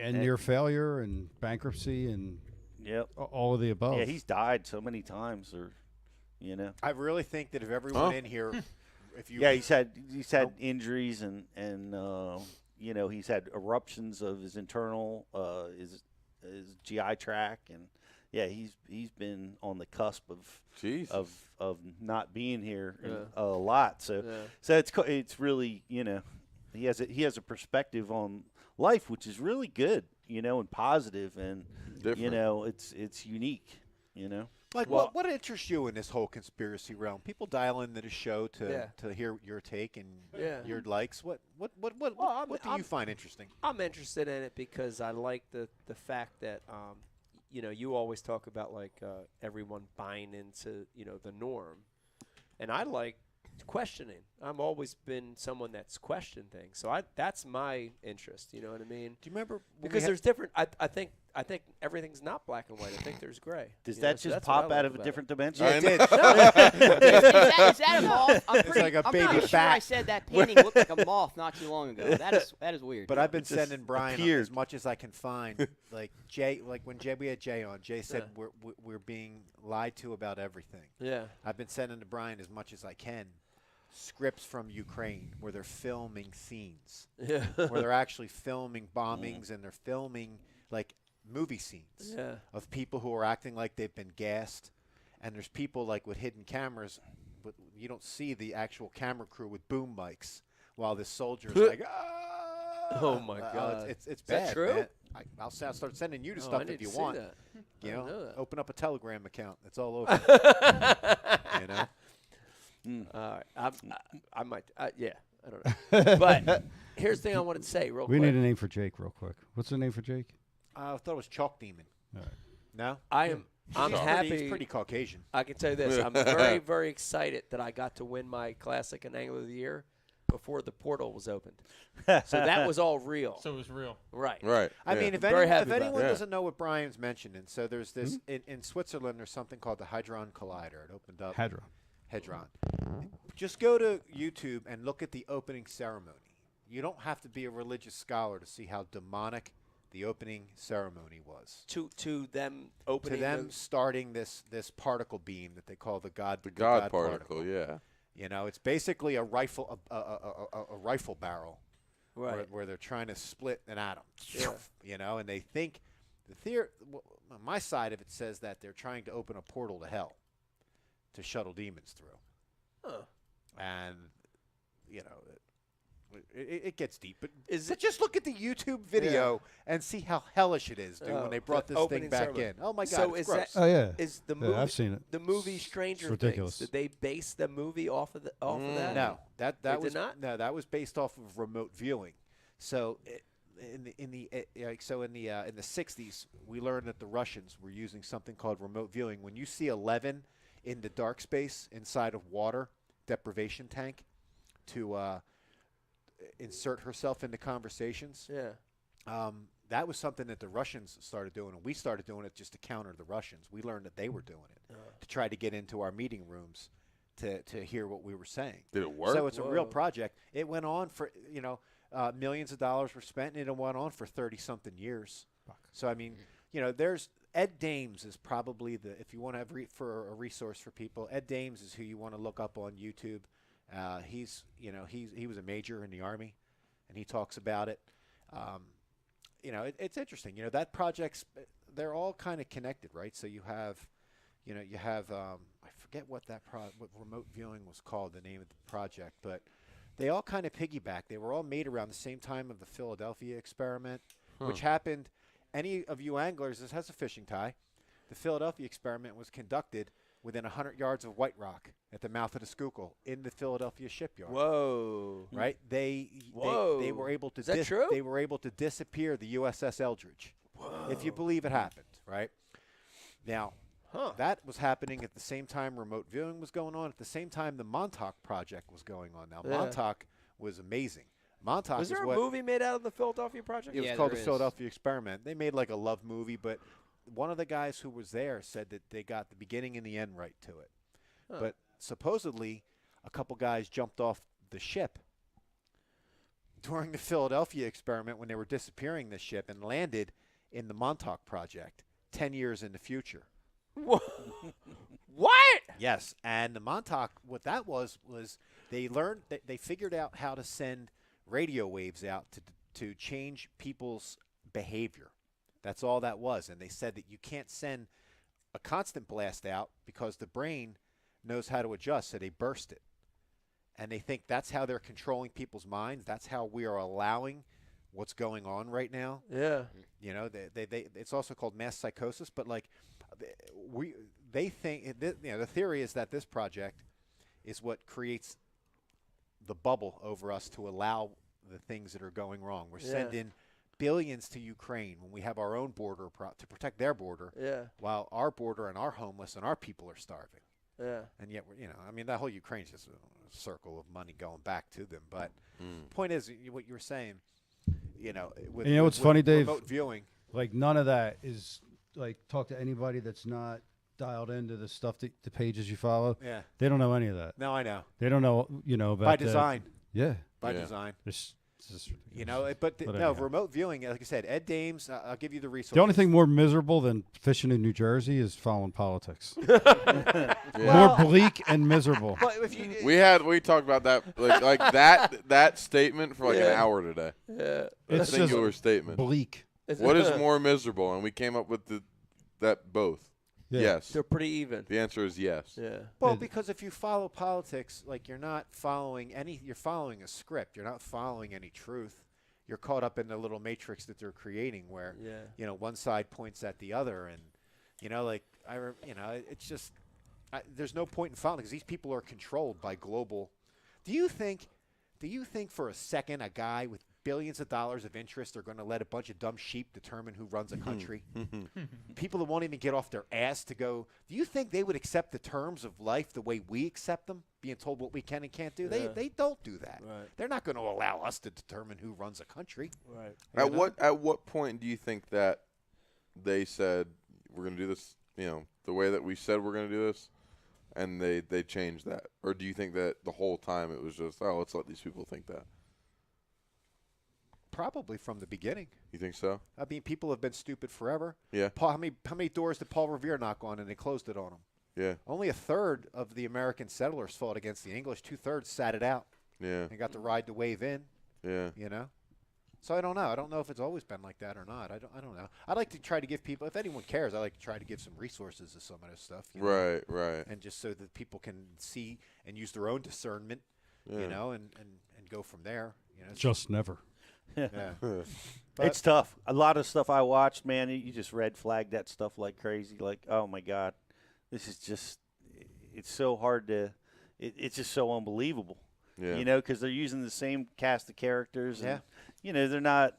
Yeah, it's rough. So my opinion hasn't changed since I watched anything. Because it's just you just write it off. You just can't. It's just red flag after red flag for me. Yeah. But it's interesting to talk about. Turn the main news off because there's nothing true coming from there at all, period. I get There's not a everything from single- TikTok. TikTok? No, let me tell you something. Yo, TikTok. Yo. TikTok is TikTok Wild West. is on the front line of spreading truth. Yep. It's on the front line. I would say TikTok, Yep. Telegram, Truth Social, Paul, and now you on Twitter's TikTok? coming back. I am not on TikTok. You should get on TikTok. You should not. Think about it. TikTok's where Do it's some of at. them TikTok Pete, dances. damn it. Oh, heck no. Another thing. This is another prime example of, Pete on TikTok? of the rift. Yeah. Pete It on makes TikTok. no The sense. rift. Why? It's not all kids dancing I was the anymore. first. I was the It's not- first one It's not on. just kids dancing anymore. It's not the dude. point. It never Pete was. was the of first truth one on on there. TikTok. There's a lot of truth on there. I bet get that's it, all- but it's I the, bet it's, that's the- all it's it'd be on the, Brian it's and the I's. format of it and how it just draws people in. Yeah, it's all about And if you- endorphins and It's just fucking who has it's the time? satiating that way. What about the boobies? Well, they always- Peter? I don't know how, but they somehow pop on my feet. I don't know how that algorithm. Yo, boobies. The algorithm. You'll be beating them boobies off with both hands. You know? Yo, boobies. All right. Want to do? I want to thank everybody for doing the like and share contest tonight for the Elite Box, and we're going to pick a winner at random. Is that Yes. correct, Jake? Okay. Pass. We're going to pick a winner at random tonight for this box. Thank you for liking and sharing it. Jake, who we got tonight? Give us one. The box winner is Illuminati. Lou Money. Rob Parag. Rob Parag. Rob Parag. Yeah, Rob. That's a familiar name. Who's that? Yeah. Oh, he lives in like New Hampshire. Rob Parag from New Hampshire. I seen the name You are a around. winner tonight, Rob. Happy Thanksgiving. Robbie. Congrats on the Elite Box. It's loaded. It's pretty heavy. Did we open that one? No, we're not opening this one. This What? is Rob. Nah, this is Rob. You got robbed. This is Rob's. We're not going to open You got Rob's robbed. box. Oh, Rob and Old Rob. Robbie Parak. But we're not going to put in special treats? No. We could. Brian's freshly cleaned chicken bones. What, like sinkers? Yeah. Brian's Rob? pubes are going to go in there. Stop it. Brian's mummified chicken wings. Brian's mummified wang. He's about to mute all your mics. That's right. No, you know what? See, speaking of mummified wangs. So you guys went to Denny's, right? No, let me just tell you this. The craziest thing is, so, like, I was typing in, like, I'm trying to figure out, like, gifts. Oh, now. So I'm like, man, I got, like, my father-in-law, I got my uncle. I'm like, like Dave. Christmas gifts. I'm like, both those guys have everything there is. So I'm like, gifts for guys for Christmas. So I do it the Google machine, Christmas gifts for guys 2022. And, like, this different sources come up. And I Fleshlight. see, wait a minute, it's coming. So I see one come up from GQ. GQ's men's Christmas no. gift guide. I'm like, GQ, yeah, I like that magazine. That's cool. Why? Click on this, John. So listen, just hold on. So it's like 20, 30 things, whatever. I click on it. And there's the Fleshlight is on there, but it's all modernized. Dude, it's literally like, it like looks like a pipe fitting. It's like not even, it's like just this little round thing. But then the next thing that popped up, there was 3 sex toys on there for men. The one was the Fleshlight, but it's just like a pipe fitting. It's not I don't even know like if a I wanna hear sleeve. this. I'm just telling you. Let me just tell you. I saw this. All right. The next thing was prostate massager. Oh. Now I heard that's the front line. I don't know. And then the last thing, which I thought was the best one, was Mustache. moldable pleasure something, like to where they send you the whole kit to where you mold your own and then re-gift it to your spouse or your significant You other. immortalize No, it. that's awesome. Yeah. That's awesome. Yeah. You stick it in a dryer. You make it a trophy. It's literally like what Biz Bates is doing with plastics. It's Yes. the same thing. No, you make one with a suction cup and you stick it on your window Damn or something. right. You could do It's that. just always Or your there. buddy's window. Or Yeah, you- exactly. anyway. Yeah, Exactly. So I was like, huh. At what point did we go to after hours? Yeah, I don't know. We're already there. We're close. So how much? So how much did you spend? I didn't spend anything from that side. I like thought about Uncle Don and Roy, and I was like, yeah, they're not. They in don't any fit of the this mold. three. They're not in any of this. Yeah. But Brian Carpenter, let's wrap the show up. I think it was a great show. What do you think? All right. All right, Paul. I think it was a good show. I think it was Paul? a good show. Listen, I want to thank everybody for watching tonight. This was a really, really good show. This was the Thanksgiving special. Yeah, Venice Of course- was awesome. Yes, Venice was Yeah. awesome. Of course, 2 great guests tonight. Lou, thank you for joining us in Of course, studio, man. dude. It was It was a awesome blast. having you I had a here. ball. It was Yeah. way better than on Zoom or the I phone. agree. Absolutely. Also, shout out to Bobby for joining us. Bobby's always great. Lou, wasn't this better than all them other podcasts? Oh yeah. Oh, yeah. You know that Yeah. one. They're- Yeah. I don't even know what we're talking about. Beer but, and aliens and Sasquatch. Yeah. Holy crap. Yeah. Yeah. Flashlights, yeah. Yeah. Flashlights. Want to thank our in-studio fishing. guests, Pete Glusick, Dave Brodzik, Paul, Jake, Brian. Thank you guys. And thank you for watching tonight. Eagles tomorrow. You care? Yeah. No. Eagles. Yeah. Go 9-1. Flying Best in the I'll make you busy NFL. fishing. Come All on. right. All right. We're going to Fun. send you out tonight. We're going to send you out. Paul, I want you to watch this. We're going to send you out to some amazing fish slapping footage from our Venice trip. Brian DeCarpenter, take us out. Good night, everybody. All right. Good night. Bye. Bye. Good night. Love you, John. Love you. Slap away, bro.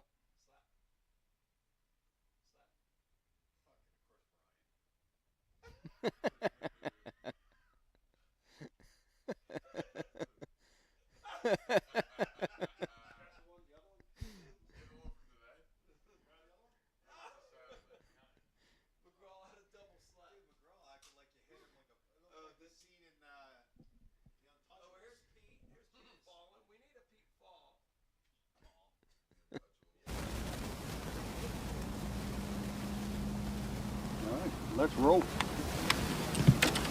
Next point. Oh my